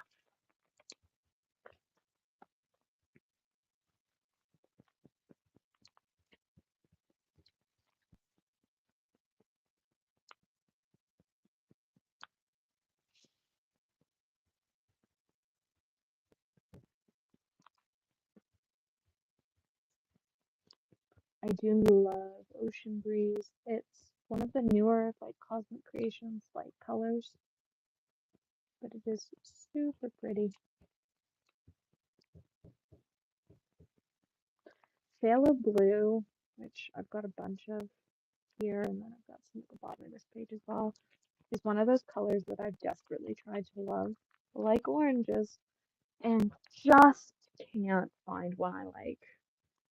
I've tried about 6 or 7, and I just can't find one I actually like. So I think it's time I just admit that I really don't like the color. It's sometimes useful in mixes. I find it really overpowering. I would rather use a Prussian blue if I need a dark turquoise color, or like I genuinely rather use any other turquoise color than a phthalo blue. It's just not my favorite color. But I have tried a bunch in my quest to find one I like. Whereas cobalt turquoise, I have a bunch of them because I genuinely really like them. It is such a fun color to mix with. It's probably one of my favorite colors to mix with when I'm just like mixing for the fun of mixing. A lot of the times when I'm mixing in the studio, it's not even for a project, it's just to play with color.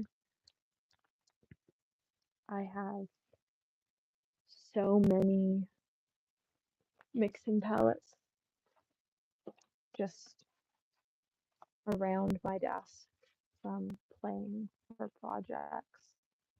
And there are also reference cards for projects in this pile, but there's also just like so many different mixing palettes. And I'm probably about a quarter of the stack that sits in a bin next to my desk. So that when I'm planning out a project or when I just like want to play around with colors, I have sort of a rubric for an idea that doesn't take a whole lot of brain energy. I will say that the Michael Wilcox Thalocene Red shade is probably my favorite phthalo blue. I really don't like the light version, but I don't despise the darker version.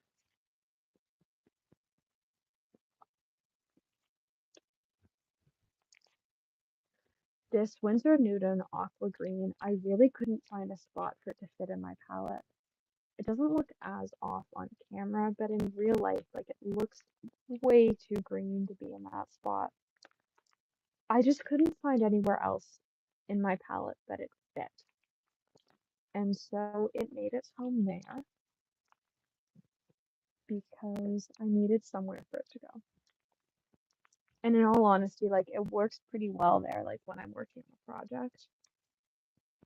And like it's a logical spot to look for it. It just doesn't, this is what's around it. It doesn't, it seems too green, but like it also doesn't fit up here where it like, looks like it should go. It's too dark. So instead it lives here where it's too green to be there, but it's also too dark to go anywhere else really. So we have 6 colors to add in here.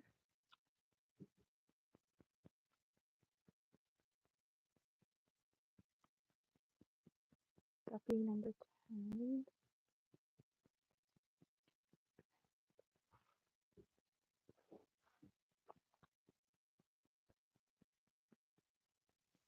I'm sure this isn't a dark blue. I'm not sure that this isn't a dark blue. There's my dark blues.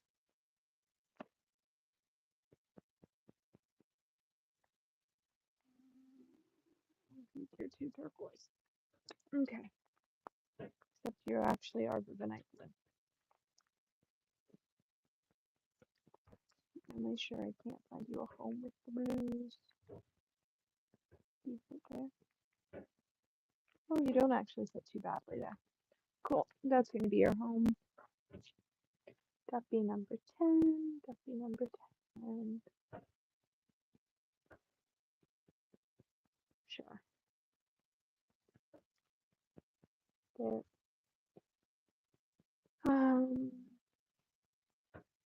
There.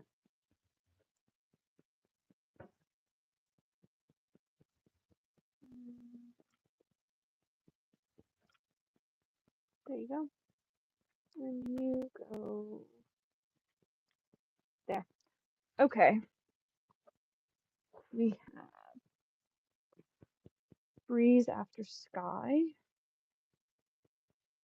What sheet am I on over there? No, yes I am, but it's a different sky. And before verdigris. Or below. Somewhere I spelled Cosmic Creations wrong on this sheet because it is no longer autofilling Cosmic Creations.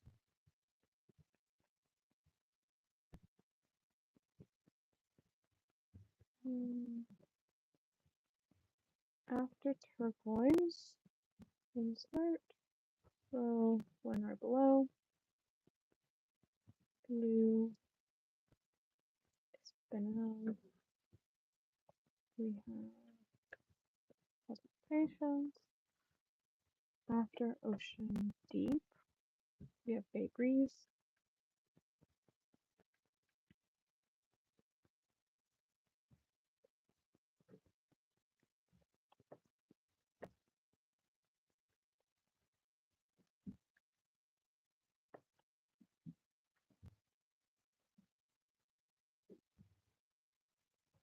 Then we have Dr. Daniel Smith, Mine Genuine.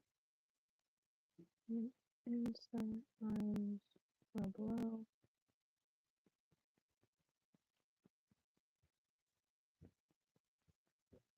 Lion Green, which is a dot of silver by Beam. Guppies, which also needs a dot of silver. I bet you haven't dotted any of these.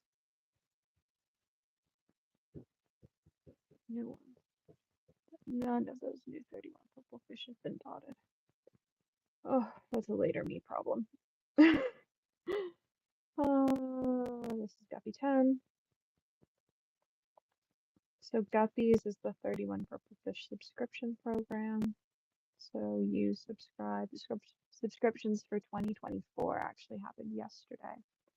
And I did end up getting a spot. I went back and forth for a little bit, but I really enjoyed it this year.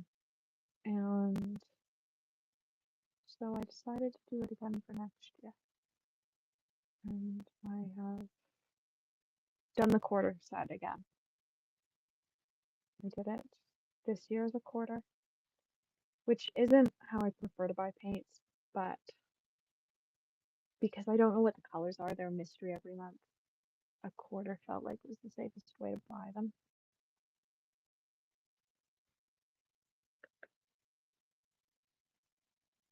So the Guppy colors sometimes are named and sometimes they're just blank on the back. And so any that are blank on the back, I've just labeled as Guppy and then the month. So Guppy 10 was October. At some point we'll see Guppy 9, which was September, which is a hot pink, which was really pretty. But for now, it's just some very pretty colors, and I'm quite happy to have a spot for next year. 1, 2, 3, 4, 5, 6. 1, 2, 3, 4, 5, 6. That goes there. This goes here. This goes here. This goes here. 1, 2.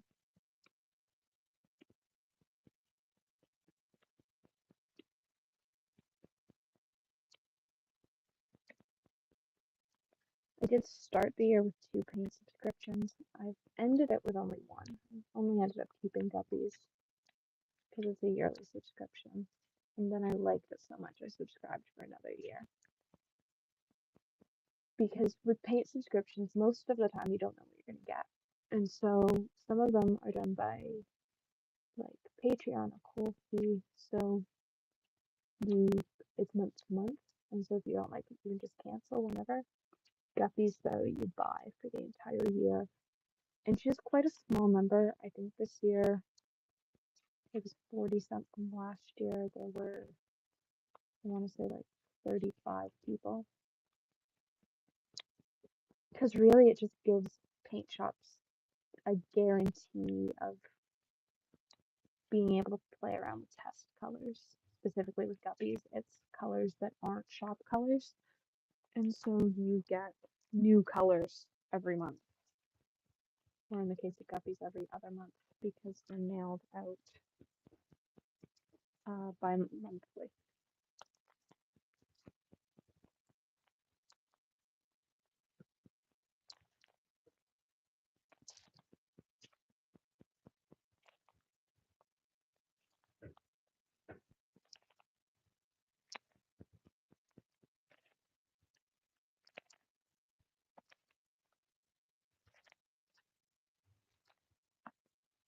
We've made progress. Oh no, we still got greens.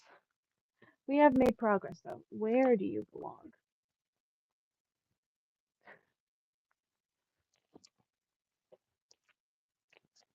You belong in here. Why are you popping out? Can you not? Did you not actually end up in a sheet? I might cry. Oh no, you just like lost half of you. I might not cry.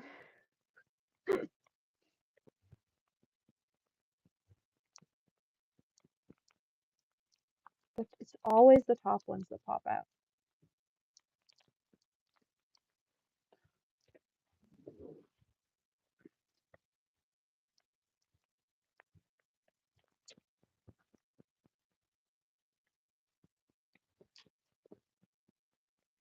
It is mine and Stormbreak. I haven't screwed that up, is it?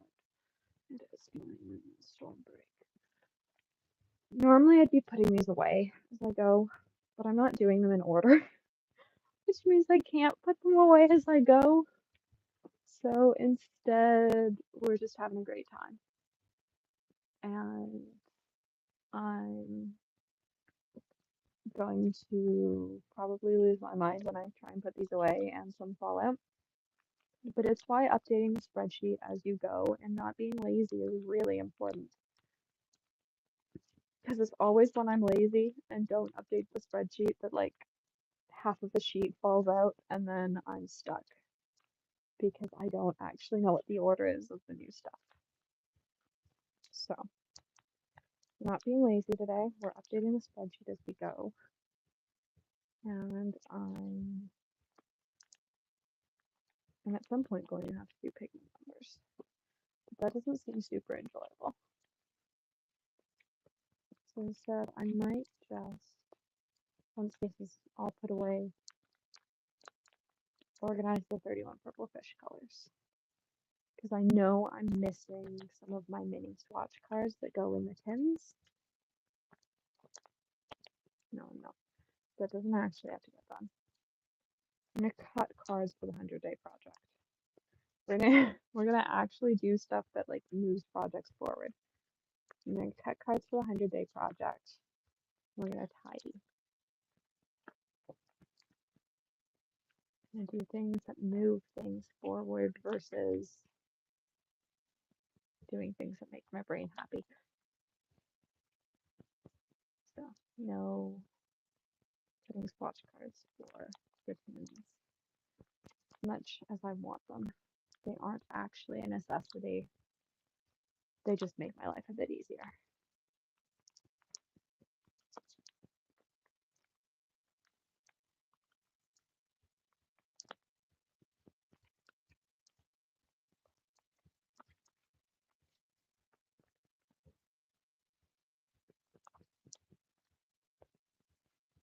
That's blues. This is greens. It's yellow greens. This is yellow greens. This is green greens. That belongs in, yeah, spruce belongs in green greens. So these are all yellow greens. Where is your home, Spruce?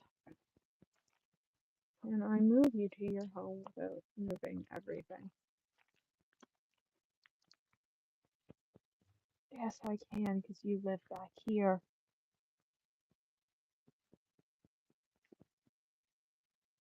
You go after rushing green. Oh, the revelation. Not really, but it makes my life easier. Nope, don't pop out, little thing.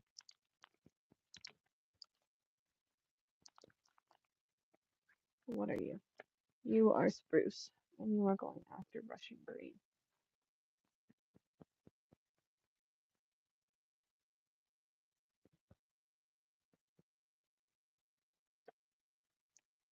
Insert rows row below.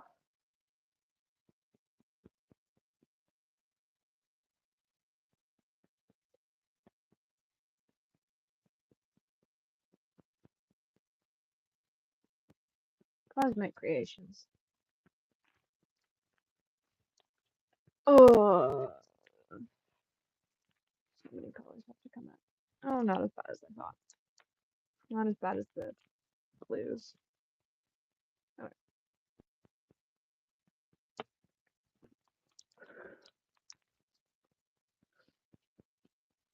You'd think by now I'd know where the top of the screen was on the floor. I have yet to figure it out though. So,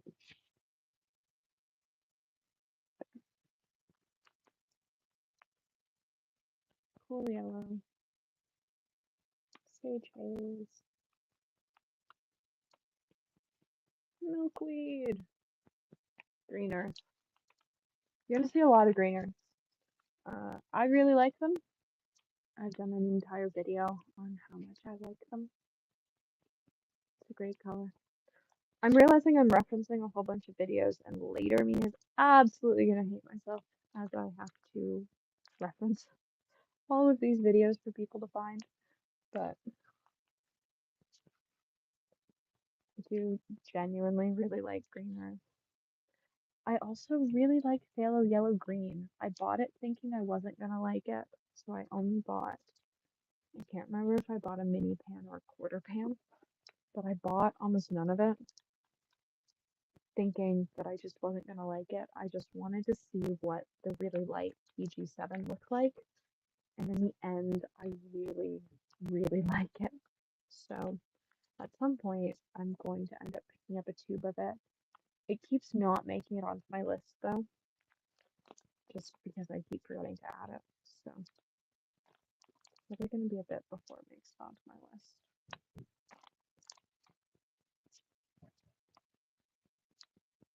The next step, once this is all done and organized, is to actually probably, no, I need to cut swatch cards. Nothing else matters. I need to do swatch cards. Well, lots of other things matter. But I need to cut swatch cards to move forward with the 100-day project. I do like this yellow-green section. Like, it's nicely moody. It makes me quite happy. There are some sections of my book that I find myself not reaching for because they don't inspire me as much. The green section that has had a color slide out, of course it's the top square again, is definitely one of those sections that I just don't find myself reaching for super often. It's got phthalocene green and cobalt green and chromium green oxide in it. And I find that I just don't reach for that section of my palette super often. This section of greens, though, I reach for all the time, and I love getting to use. It's so much fun. I love all the variation. We've got everything from like these black greens to the like fluorescent tea. Some of them probably glow under black light greens. Plus some that really granulate and have great texture like autumn green and dirty olive and dirty yellow and kelp haze and shire olive. Like it's just such a fun section of the palette, which I find really interesting. Like I don't actually like green all that much in day-to-day life, but as watercolors go, green watercolors are probably some of my favorites. I love the variations you can get in greens. I love the mixed greens that exist. I love the granulation of greens, like grass haze. I don't think I've got a 31 purple fish green that I don't love. So, as much as I don't actually like green in day-to-day life, I do love green watercolors and have a lot of them because I genuinely enjoy painting with them and they're so much fun to use. We are going to go there. Leaf, leaf, leaf, leaf. Gonna go there.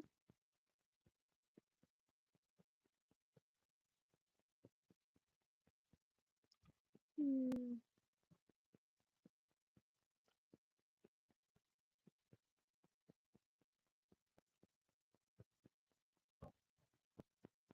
One, two, three. Either way, these are all moving three.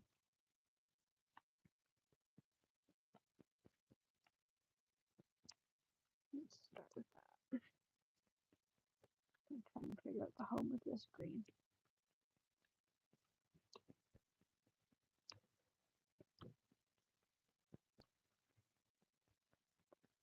My goal is to not have to call mom because I've stumped, because it does on occasion happen.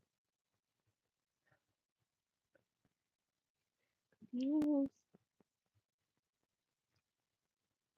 Like it could, like if it was more opaque, I would be putting it in here. It's just the lack of opacity has me leaning away from there and up into here, but I don't think I'm right. I think it's actually there. So we have forest olive is before grass haze. And we scroll all the way up. Now what's first? Was it urban green? That green? Yeah, urban green. Insert rose, row below.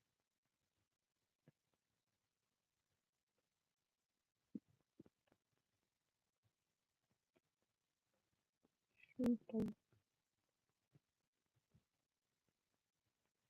Pistachio. Insert. Insert row. Insert row above. Please.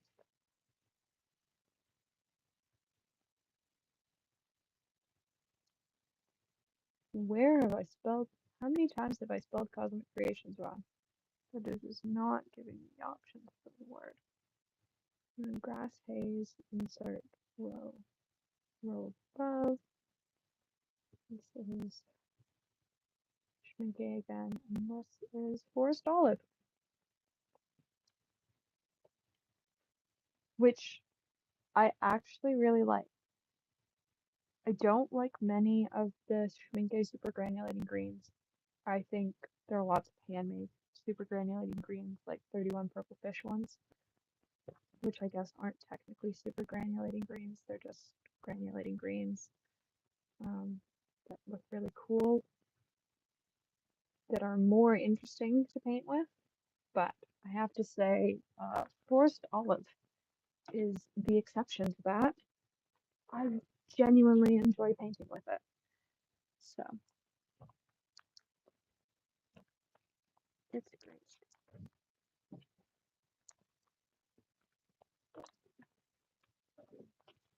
We're almost on pinks and purples.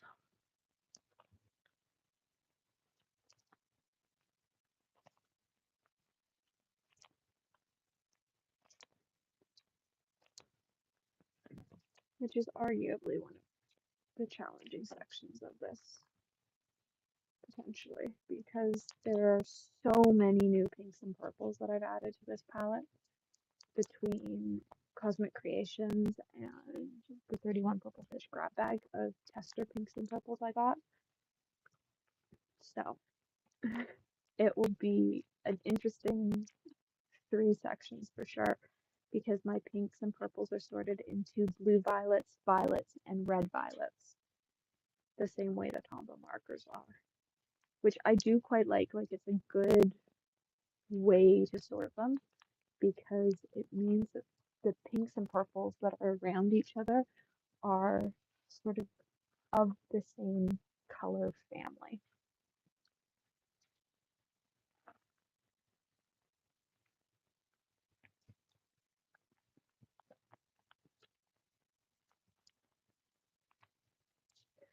The other thing about the new sheets without the cutout is that the swatches don't get cut on the corners of the cutouts, which is really nice.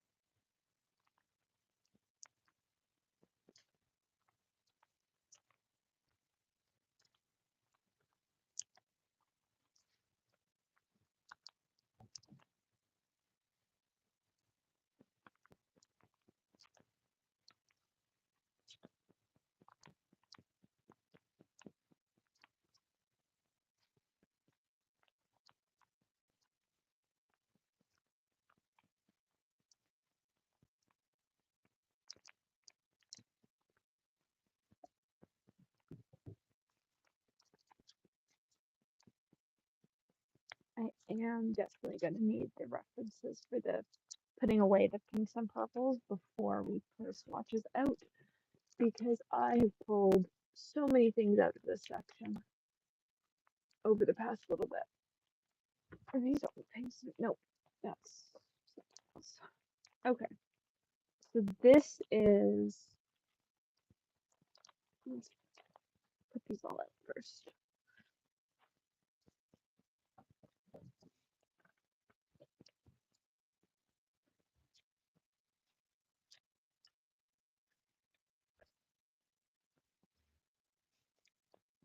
Okay. Some of these are definitely swatches that I already know have a home. Like the Potter's Pink has a home. Lots of these, though, do not have homes. And are going to need to find homes. I'm actually going to make a pile of things I know already have homes.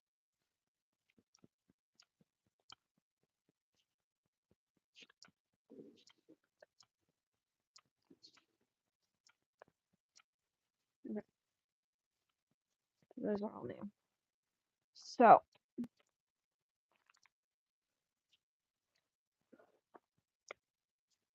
these all have a home in the palette somewhere. Question is, where are your homes? We're gonna find them. Just make sure that I didn't get any purple in here. Nope, nope, nope, nope, nope, nope, nope, nope, nope, nope, nope. Okay. Watercolor collection. Let's start with violets. I guess blue violet. I already know that it starts with Narni pastel purple. That's just what it starts with. The question is there anything else missing from it? And I think the answer is no. Pansy, though, is going to find its home in it, and so is grab bag number 4. So these two are going to find their home here.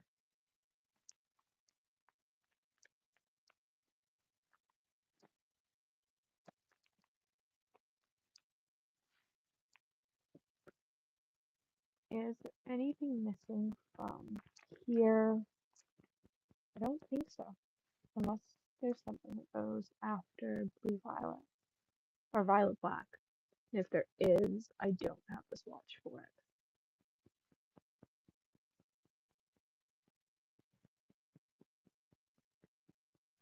There's nothing. All right. I'm liking this already. Okay, into the pinks. The pinks have more holes than anything else. Starting here, I think this is mimosa. I might be wrong, but I think this is mimosa. What's after pomegranate? Oh, it is mimosa.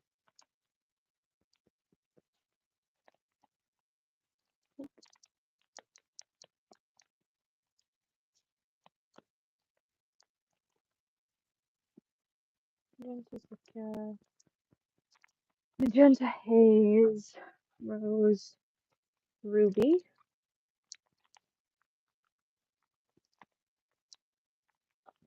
What goes after ruby? Crimson Lake, quinacridone magenta. What goes after claret? Loganberry, Bergbro, Pearland Violet, Galaxy Pink, Cranberry, Dragon Fruit,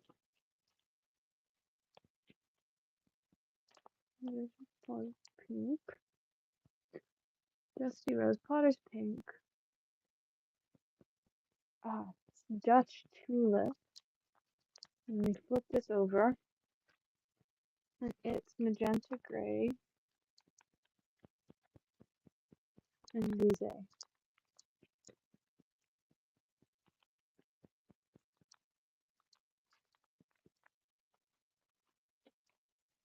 Now, we get to do the fun part, which is figuring out what has homes. So these two definitely.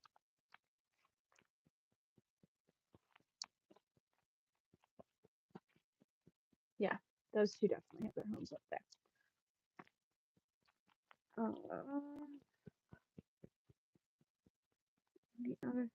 This has its home in there. Sangria has its home in there. I'd say so does Tranquility.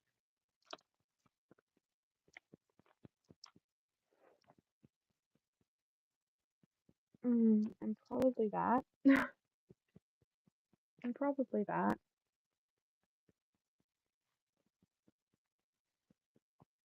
Probably that.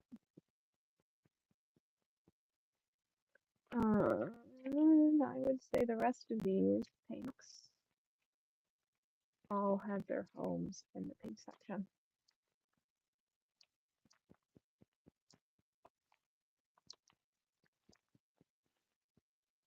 So let's pull these out. This one goes in bolder colors, which is why it's not going in here. Bolder colors are in their own section because they don't play super nicely with other brands of paint. So they live in their own palette section of the book. Eventually, I will learn where I can place swatches where you can see them. Imperial Purple. Oh no, that's indigo. I do love indigo purple.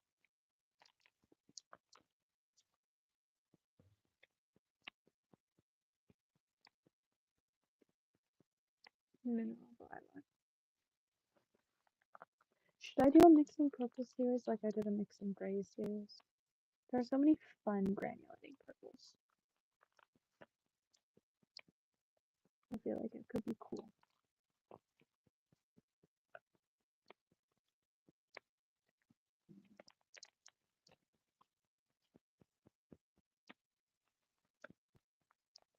For somebody who loves the color purple, I find that I don't love purple paint as much as I love some other colors of paint. Like I love green, whereas I don't love green in day-to-day life. Whereas with purple, I find that I love it. It's my favorite color. I'm not as big of a fan of purple paint and purple ink as I am of purple as like being my favorite color, which I do find really interesting. There's some great granulating purples though. Like Lilac Mist is great. Mineral Violet's great. Shipwreck, Ash Mist, any of the 31 Purple Fish granulating purples are excellent. They are hard to get your hands on, but they are worth it. And I think in October and April, she does just purple palettes. And so it's a great time to sort of get whatever purples you want from her. That's how I got a lot of my purples was last April in her purple palette collection.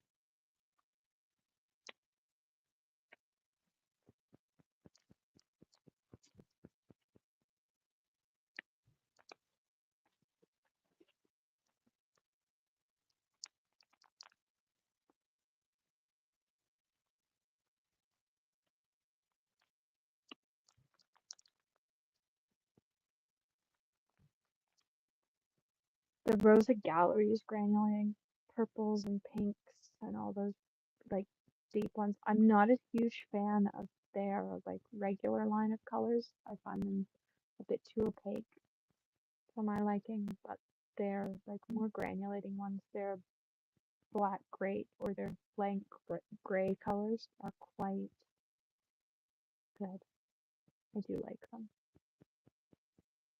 Whereas like even their quinacridone gold is quite opaque, and so I'm not a huge fan of it. That goes up there.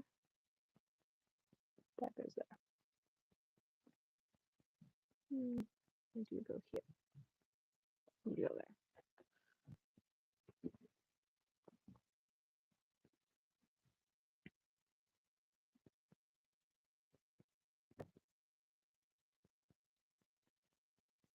$31 plus fish goes after alternating.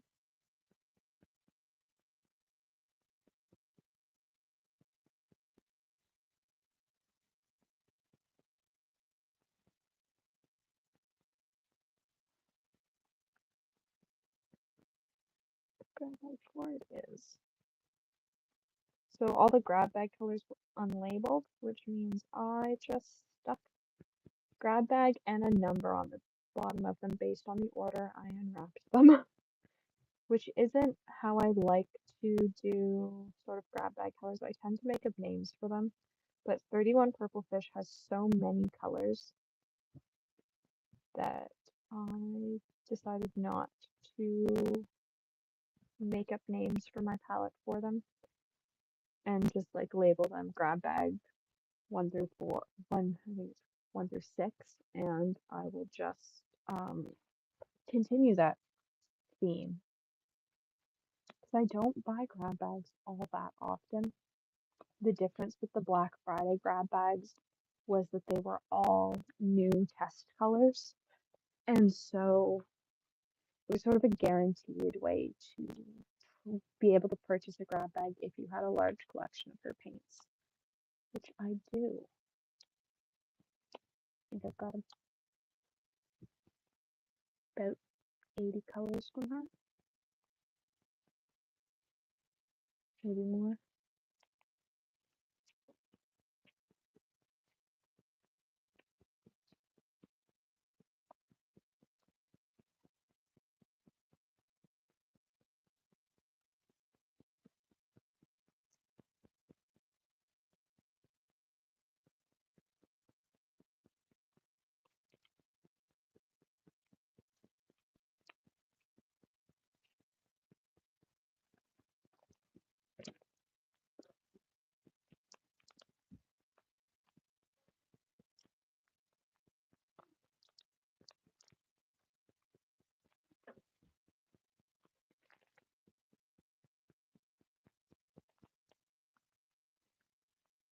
Oh, we've got 3 sheets left. We've got pinks, we've got violets, and we've got grays. We're so close. We're almost 3 hours, 2.5 hours into this, which is about as long as this project takes. This project, like, it's a commitment when I, decide to actually put things away. It is not a short process, and this is just like putting the swatches away and then putting their names in like the main list of the spreadsheet so that it's in palette order. I still have to go through and add all the colors we have added to the individual pages for each brand. And so that's going to take another couple hours, but I'm probably going to do that tucked into bed with a cup of tea while watching a movie in the background because it's one of those tasks that like takes a really long time, and I find that if I don't have something going on in the background, I start to get a little bit stir crazy.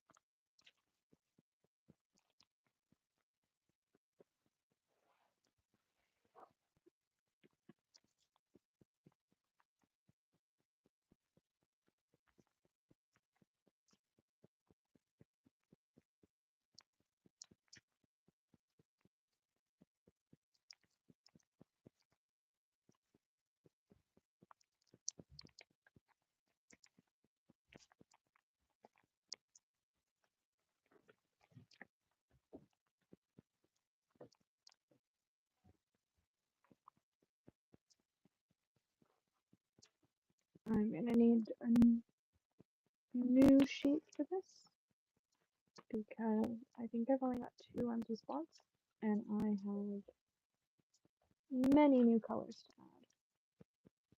Oh, 6.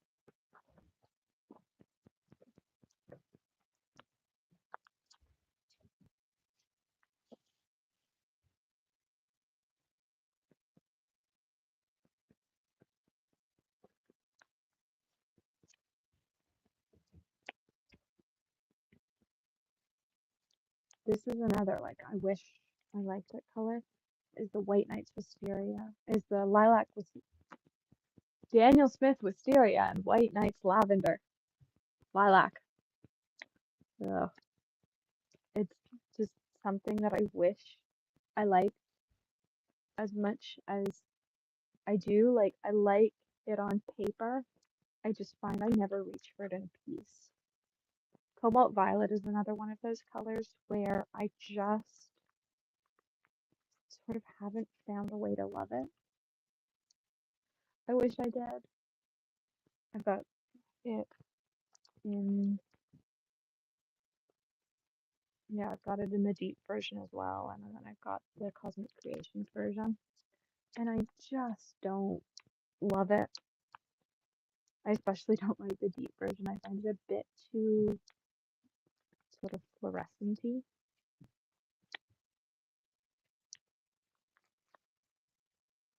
Yintico is something that I haven't actually talked about having because I was really disappointed with it, and after talking to other people that got it from Schmincke as well, I wasn't the only one.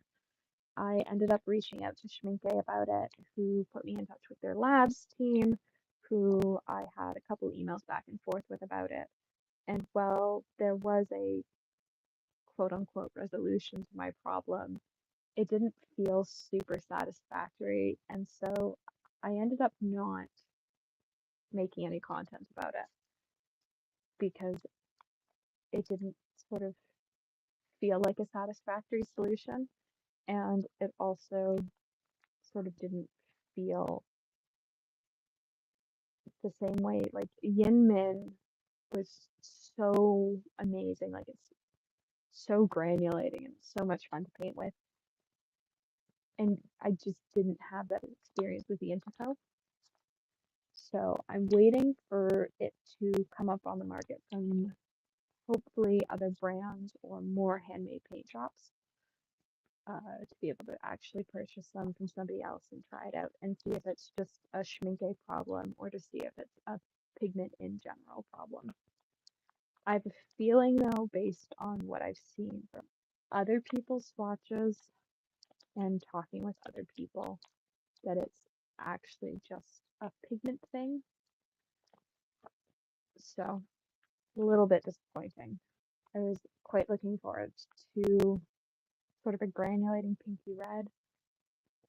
I think lots of us who bought it also thought it was going to be a lot more red, and as you can see, it is very clearly a pink. Like this is a cobalt violet, and it fits in really well with it. So here are the sticks that need homes. That's going there. Oh, I bet you this home is actually up here somewhere. Nope.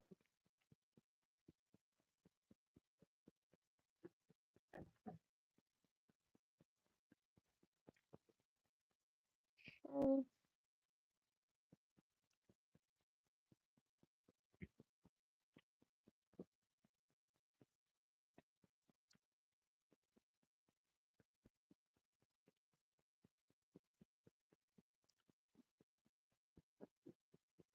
Great.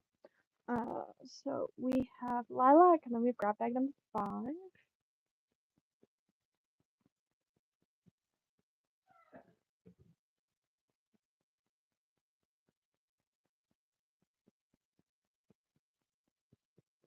Maybe 1.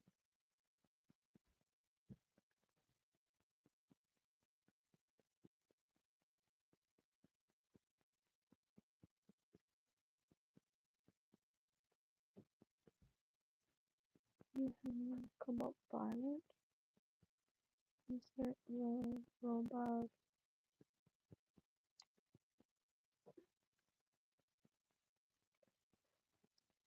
Three.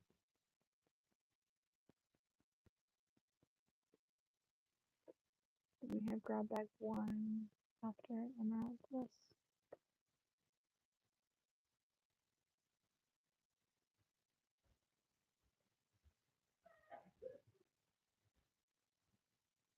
Grab bag 1. Which tranquility? What's this? Tranquility is after cobalt violet. Insert blue.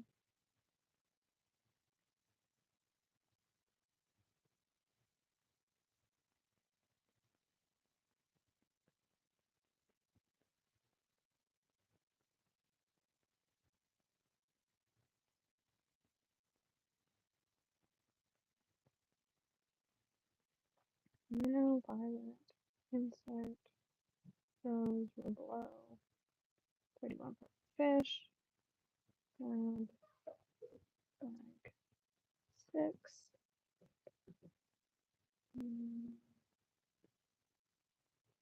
Insert rose. Row below. Sangria.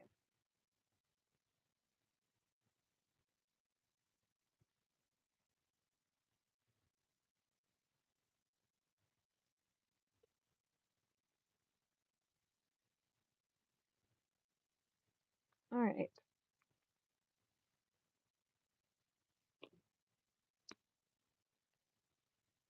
Makes sense to do that.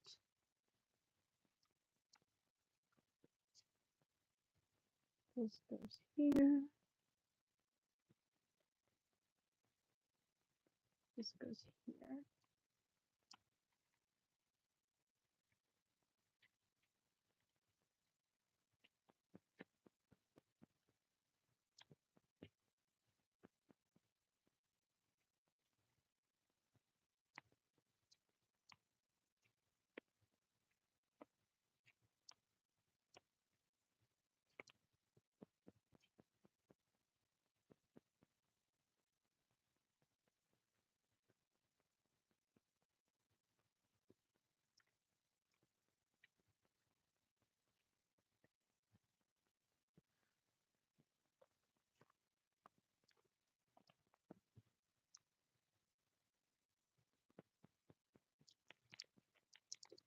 One, 2, 3, 4. We've only got 2 left. We have blacks and grays, and we have pinks. And we're done. Oh, and I've just dumped a whole bunch of blacks and grays. That's fun. That's a later problem. Oh.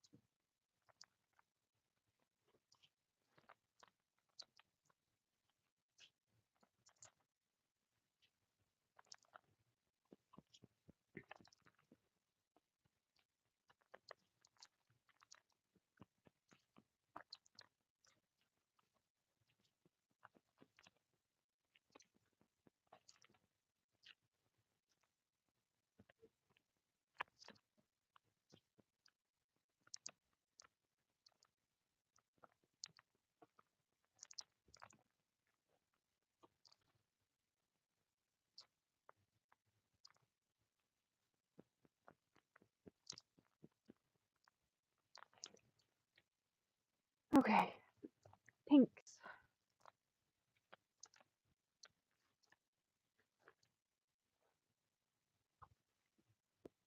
Oh.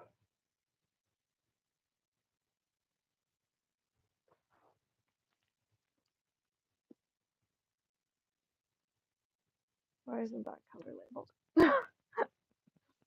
Oh, that's gonna be fun to figure out at some point. What is it? Is it labeled in here? Ah, it is labeled in here. I just didn't label my swatch card. Where's a pen? There's a pen. Let's fix this. Once it comes out, I'll fix it. It's actually Guppy number 6.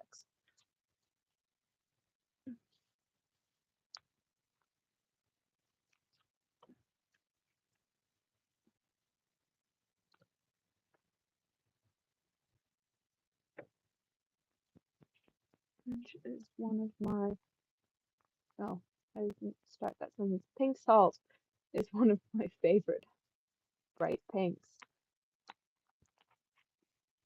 It's super fun. Quinacridone Red is another one of those really fun colors that I actually find myself reaching for more than I thought I would. I bought it for a project, but I actually use it.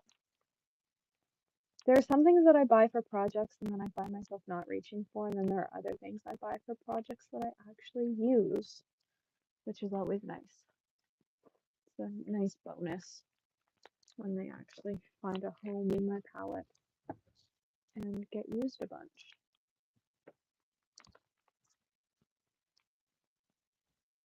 I have a whole bunch of this color that look very similar from a whole bunch of different brands because I do like it. I like it for moody skies, this sort of like dusty pink color. And so I've got it from sort of everyone. I've got it from 31 Purple Fish. I've got it from Cosmic Creations. I've got it from J. Estelle. I've got it from Art of Soil. I've got it from Beyond Indigo. I do have to say, I love the Mirakai version. I am so sad she no longer makes paints because Eternal Rose is in my top 10 favorite watercolors. I didn't include it in the palette video though, just because it's no longer made. So for that palette video, I did try to stick only to colors you could still buy because it felt odd to include colors to shops that no longer existed. But Eternal Rose has been a favorite for a very long time. I think it's been in my palette now for 3 years. It was one of the very first handmade paints I bought back in 2020.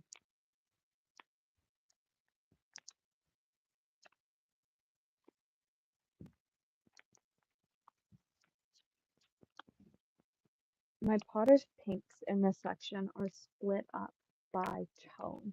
So my lighter Potter's pinks are at the beginning of my pink section, and my darker ones are at the end. I did that just because that's how I prefer to have my pinks organized, is sort of by color.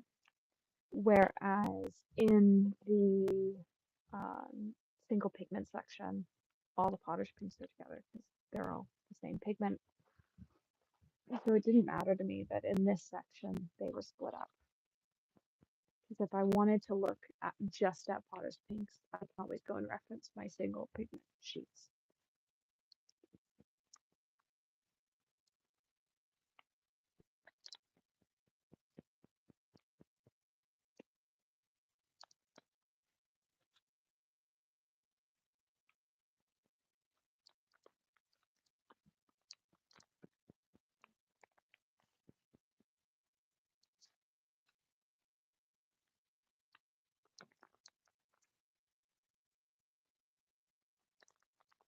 Galaxy Pink is something that I see quite often when people are putting together a palette.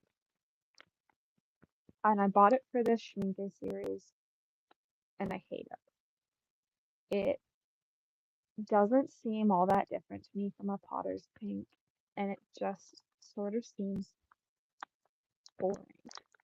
Like, I'd rather have, if I'm putting together a palette, I'd rather have something like a Potter's Pink, like especially a dark one like Soliloquy, where it tonally isn't all that different from Galaxy Pink. It doesn't granulate all that differently. And other than the fact that like Schmincate Galaxy Pink has a little bit of a purple undertone to it, like it doesn't actually look that different. And the Potter's Pink is far more versatile in a palette.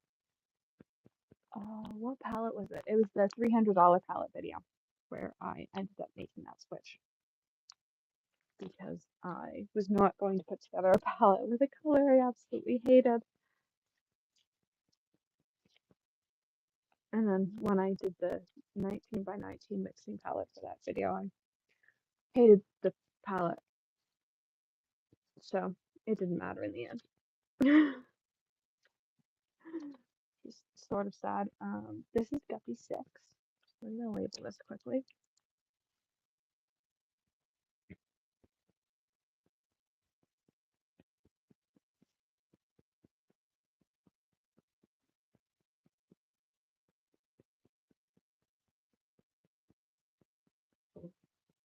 Yeah. Normally I would do the metallic book as well, but we pulled a whole bunch of colors out of it, and I want to just sit with the colors we pulled out for a couple days before I put the new stuff swatch wise into it and like make sure that I'm happy with those swatches. Your home is up there somewhere. I think your home is like there.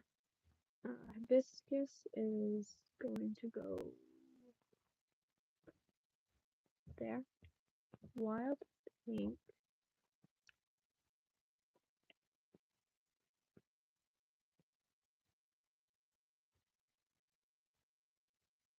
And Cosmos. October Rose.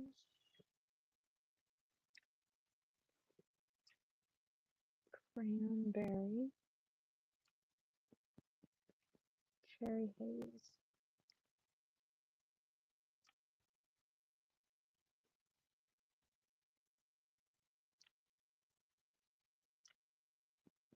Cool. Let's type these in. We have Ash Rose. Then we have grab bag number 2. Insert. Rose Rebel.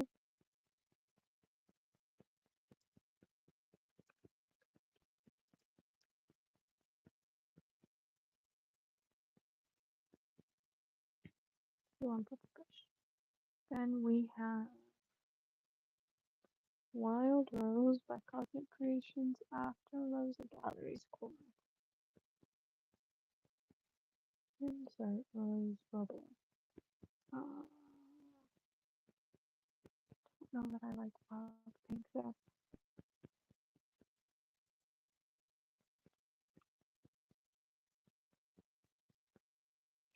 Sure, Shadow is there. The nice thing about all these being in pans is that I can move them around.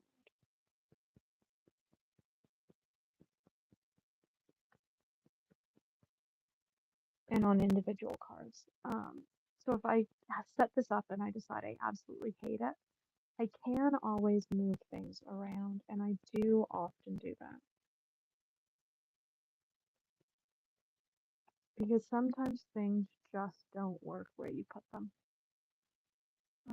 Like Cosmos, no, you're too pink to go there.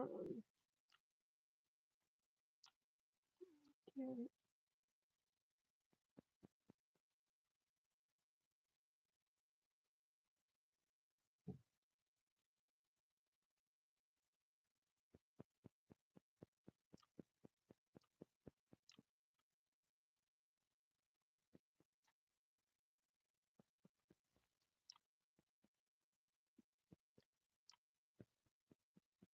Yeah, so it's actually gonna go there.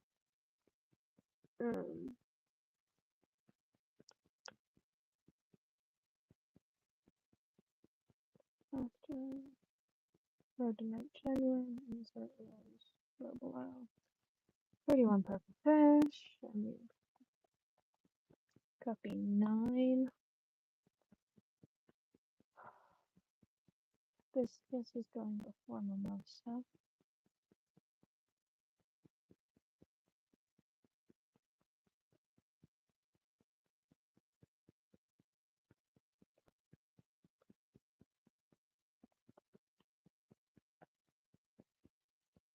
October rose is going after bean magenta.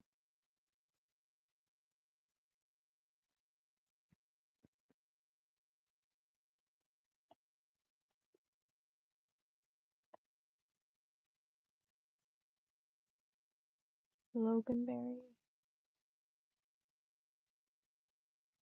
is start rose, roll below. Cranberry,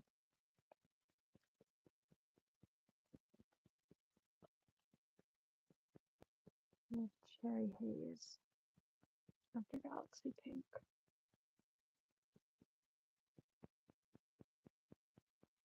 Insert and rose below. And fish.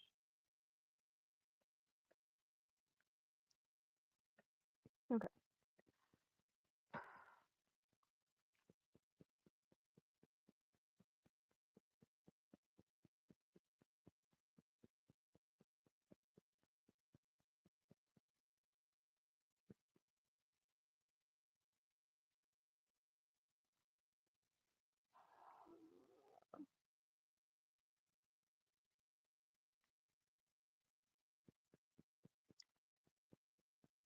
There's what happens. So hibiscus actually moves here, and we go insert rose, row above. This is Cosmos and Cosmic Creations. Okay. And now we move how many? 1, 2, 3, 4, 5, 6, 7, 8.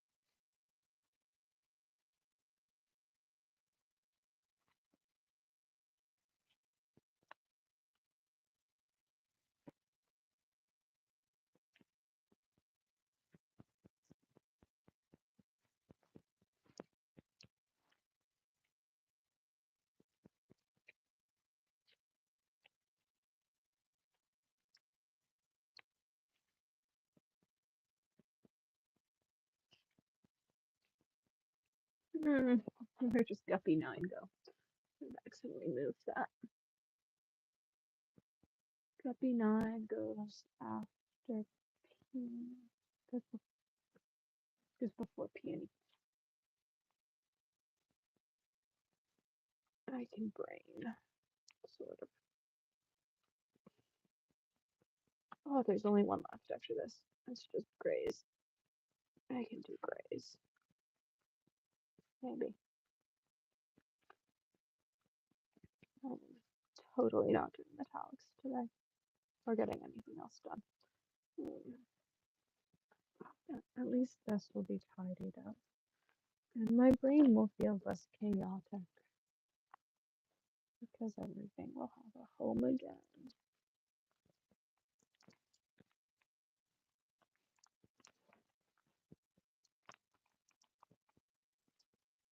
I do love having everything on individual swatch cards. Just 'cause it means I can move things around. I don't understand how people can have everything swatched out on the same sheet. Then you just like can't move things around if they don't feel right. I move things around constantly because they don't feel quite right in their location.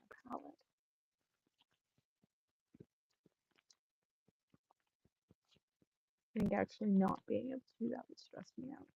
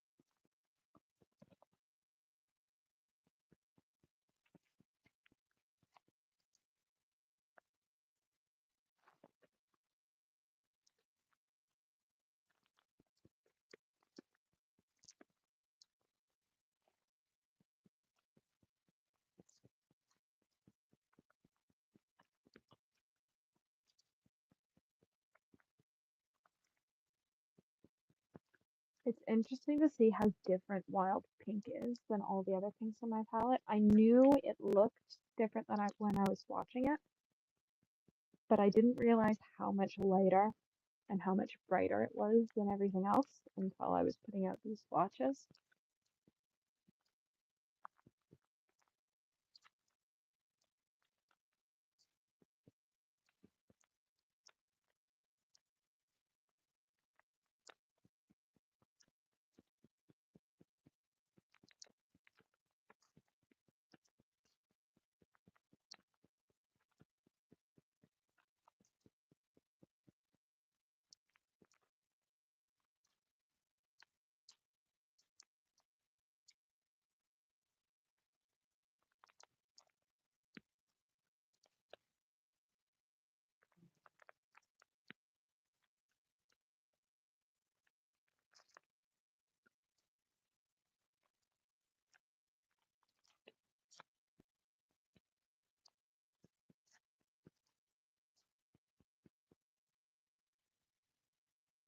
I'm gonna have to figure out what colors are going to be part of my Pantone palette for January this year.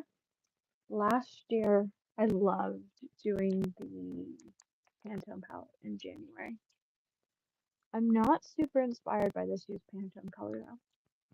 So I'm going to have to figure out what color I'm going to use as the peach. I think it's called Peach Fuzz.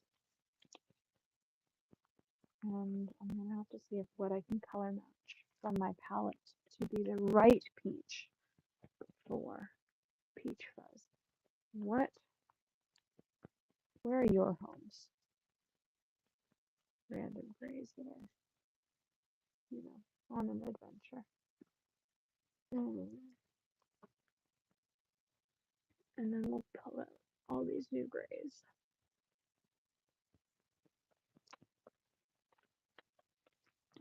Let's actually just swap all these out. So only some of these are actually new. Actually, oh yeah, like very few of these are actually new.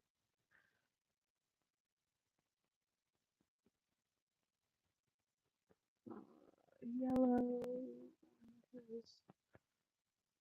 Keep going, keep going, keep going. Gray of gray. Pearl gray. Cloudy haze. Winter's gray.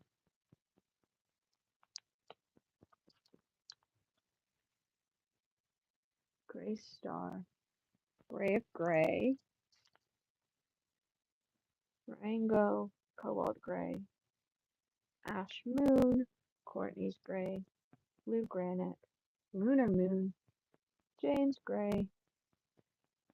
Hematite. Clogs. Random gray 2022. I believe Jackson's just released more tubes of it online last night. I was hoping they'd do a 2023 version. They did pastels instead, which, well, still pretty are not a medium I work in. Where's Little Bat? Oh, there's Little Bat, which is probably my favorite gray currently. Ontario goes here.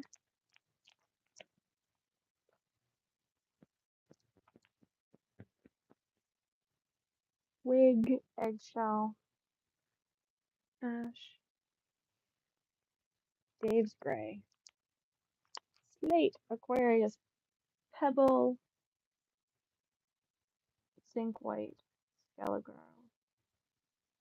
This is permanent white. I'll fix zinc when I'm putting everything else back in.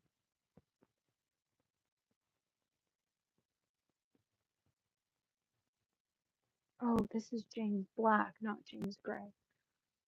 I was really confused. Lunar Black goes here.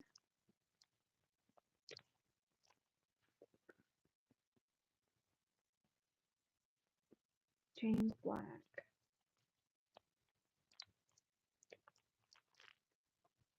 So we actually only have 3 colors that are going in here, which are all grays. 2 from Schminke, 1 from Small. And then we're done. Then everything that lives in my palette has gone away. Actually, more than just what lives in my palette, because this includes all like the weirdly shaped palettes. I'm realizing that the Holbein swatches should have dots as well. They're all mini pans. They don't live in my palette. They live in the squarey plant palette. What we're gonna call it, because I don't want to get flagged by YouTube.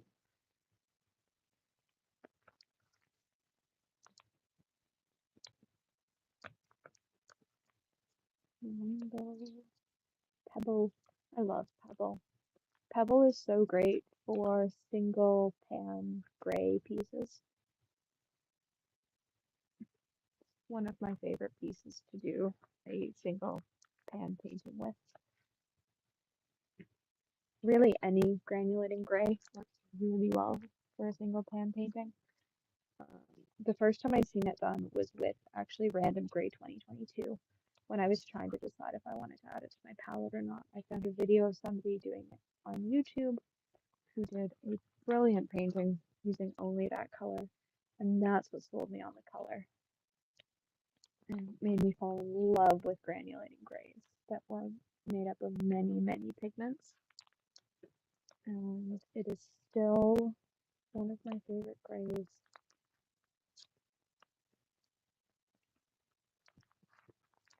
I know lots of people say that blacks are unnecessary. I like them. They make my life easier. And depending on what I'm doing, like some of the paint your styles, like you're working with a totally black background and you want a matte black background.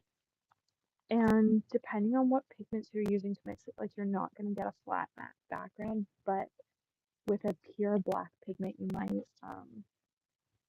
with chinchilla and with lamp black, like you're, and inky, like you're going to get that matte black background. And so I do have quite the collection of blacks, just depending on what I'm working on. So Lunar Black is my favorite because no matter what you add Lunar Black to, it just looks pretty. I find it like makes everything sort of like granulating and separating.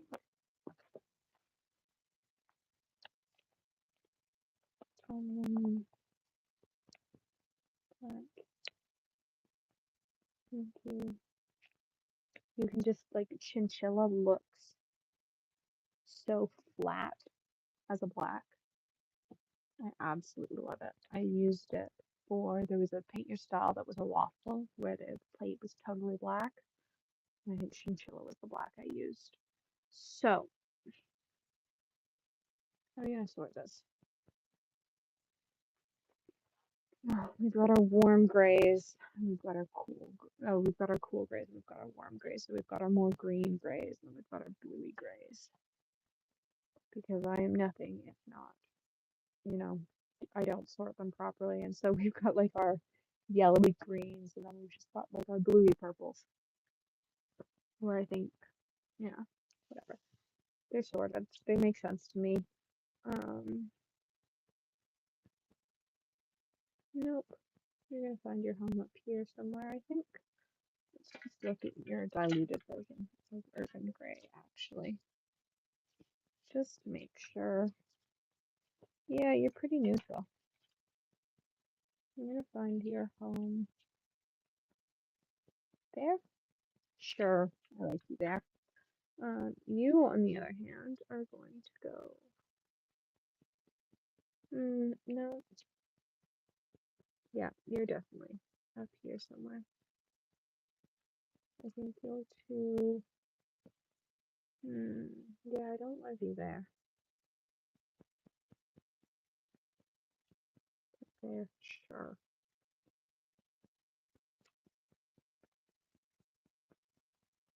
No, great. One, two, three.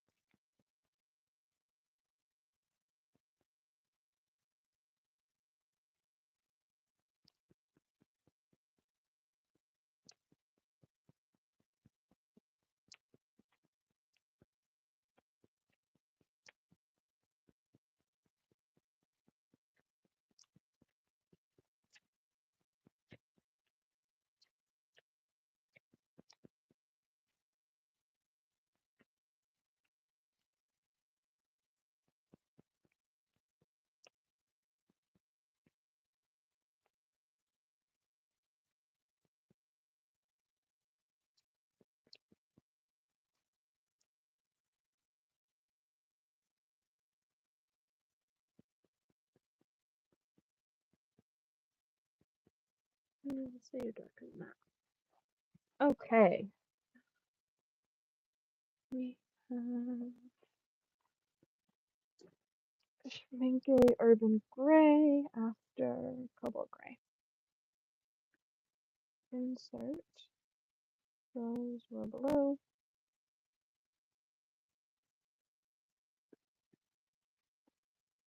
Okay. And we have Galaxy Black after James Gray.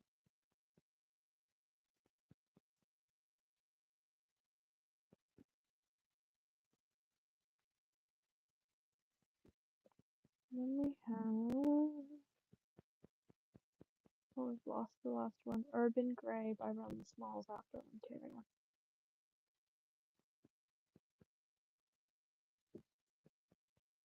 Yes.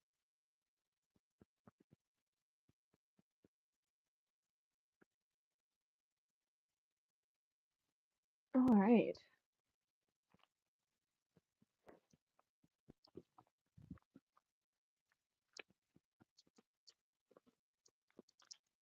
One, two, three.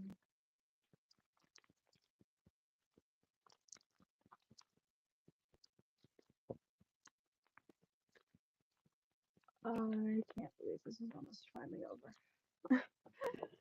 Oh, I can't believe this is the final page of this book.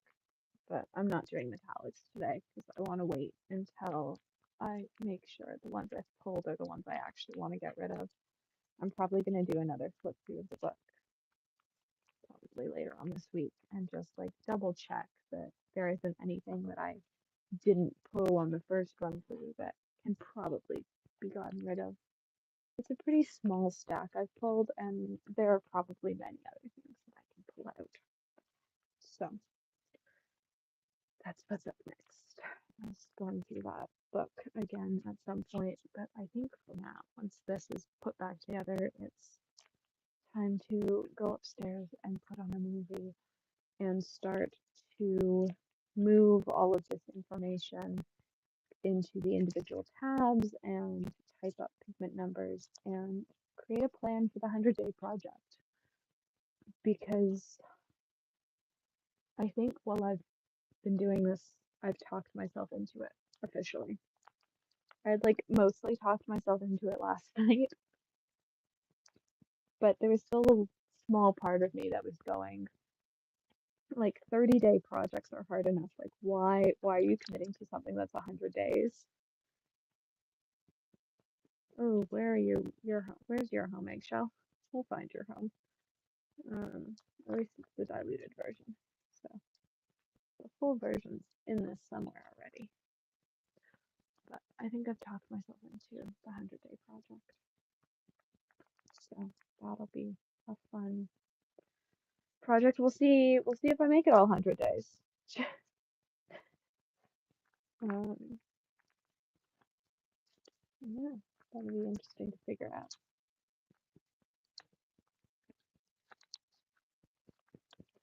Where is Eggshell? There is Eggshell. I'm going to pull this book over.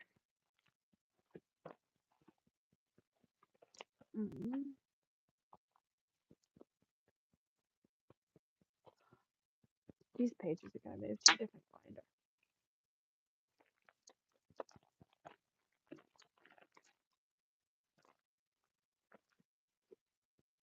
So I have a different binder they can go into.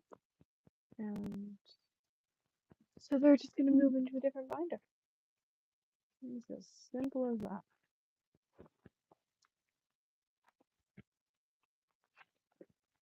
Here's the black and the grays. And I need to find in this pile of things. That's a page of oranges.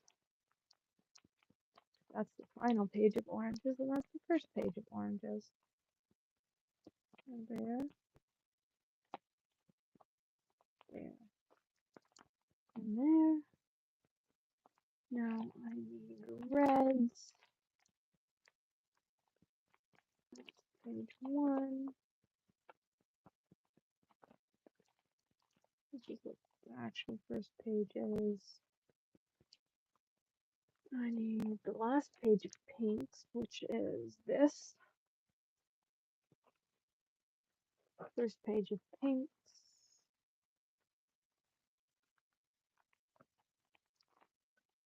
Last page of violets.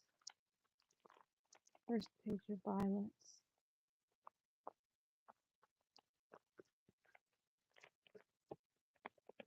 Nope. This one. Blue violet.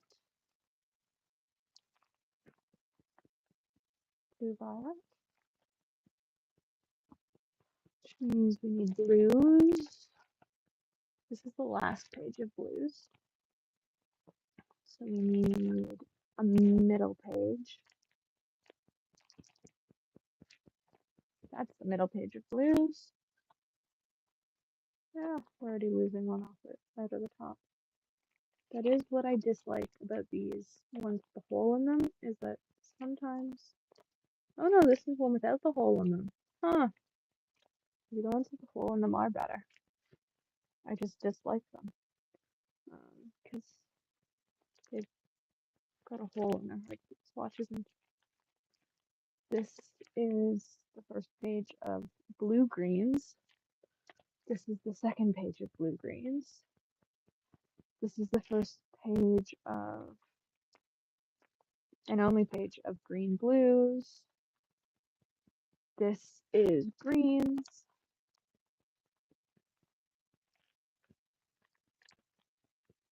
Here's the last page of yellow greens.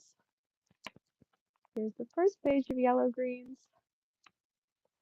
Here's the first page of yellows. You get to snap this, and your home is right here. And we're done. Oh, we're done. No, we're not. Never mind. Let's see how quickly I can put these all away. Flip these so that I can see all the names. And then let's see how fast I can slide all these into their homes. I forgot I hadn't put away the diluted swatches yet for all the new colors we just put into the book. So I didn't want to put them out as we were putting things into the book. So it starts with, I want to say it starts with spruce. It does. There's spruce, ribbonite medium, ribbonite, nope, Bay Breeze, and Mayan Green are both before that. There's Bay Breeze. Mayan Green. Oh, it's on the other side of Bay Breeze. That's fun.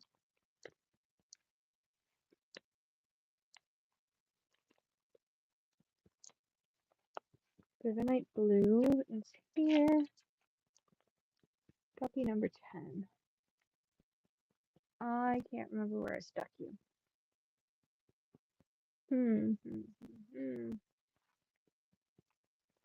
Let's stick you over there. Stick you in here somewhere. I feel like. Oh, you're right there. I'm looking at you. I'm just blind.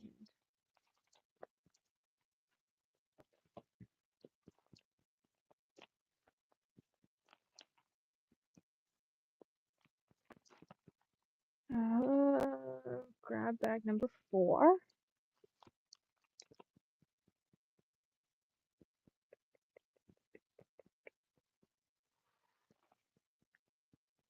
Nope.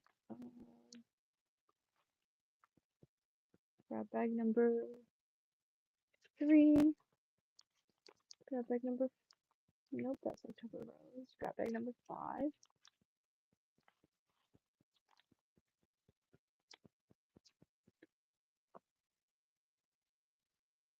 Grab bag number 1.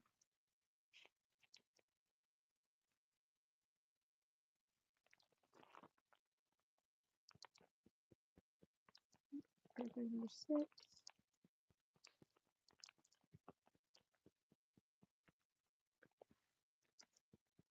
Nope, maybe the sheets with the hole is better.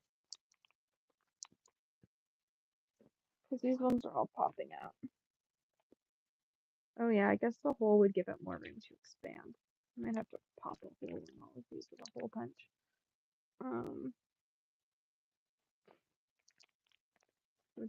We're losing swatch cards out of these.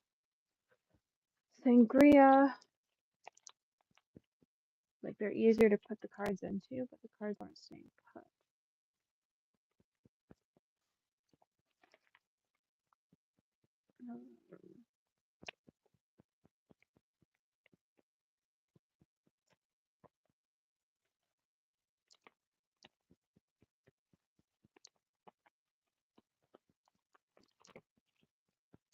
Number 9.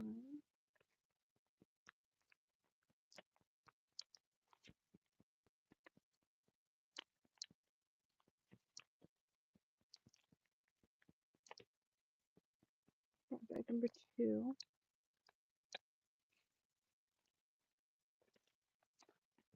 October Rose.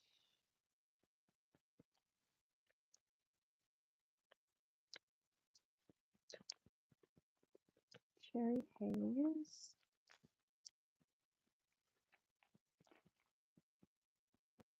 That's 2.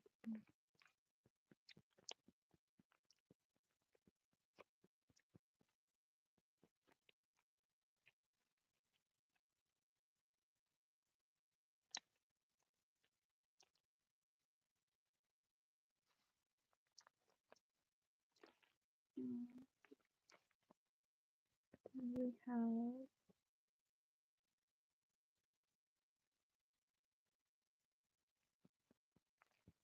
oh yeah, here, okay, here.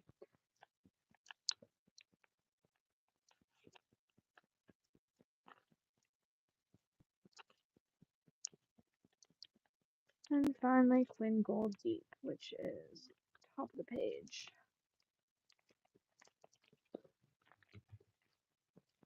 And we're done. It's done. I don't know where the blue binder is that all these sheets are going into, but the blue binder's somewhere, and that's where These are going to find their home. That's where you belong. I think it's just going to be easier, which is going to make swatches 4 binders, but I think I like that plan better than what I'm doing right now. Just making this binder so full, and now we have 2 binders that are just swatch cards, 1 binder that is just palettes, and then, oh, these were the palettes from swatching out my entire watercolor palette from months ago. And then we'll have 1 binder that is single pigment color swatches. So thank you for hanging out and watching and just sort of chilling. Yeah, this is probably how I'm going to do like the palette reorganization as well. But it's definitely a fun way to do it. It's far more fun than just sitting by myself. And I feel quite productive now. Tired, but quite productive.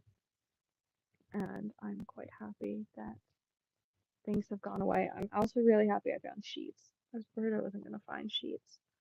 And I was just going to be stuck. But there were sheets. So everything was okay. So thank you for watching. Thanks for hanging out. If you have any specific video requests for 2024, leave them down below or shoot me a message over on Instagram. I have like a rough idea of what I want to film in 2024, especially Q1, but I am open to suggestions from other people. And if you have any specific suggestions for mixing videos, like the Mixing Grays or the Schminke series, let me know. I'm always looking for new sort of ideas. I've got a couple in the works, but nothing really finalized yet. So if there's some specific one you'd like to see, let me know, and I can see if I can get it done, how I feel about it, etc.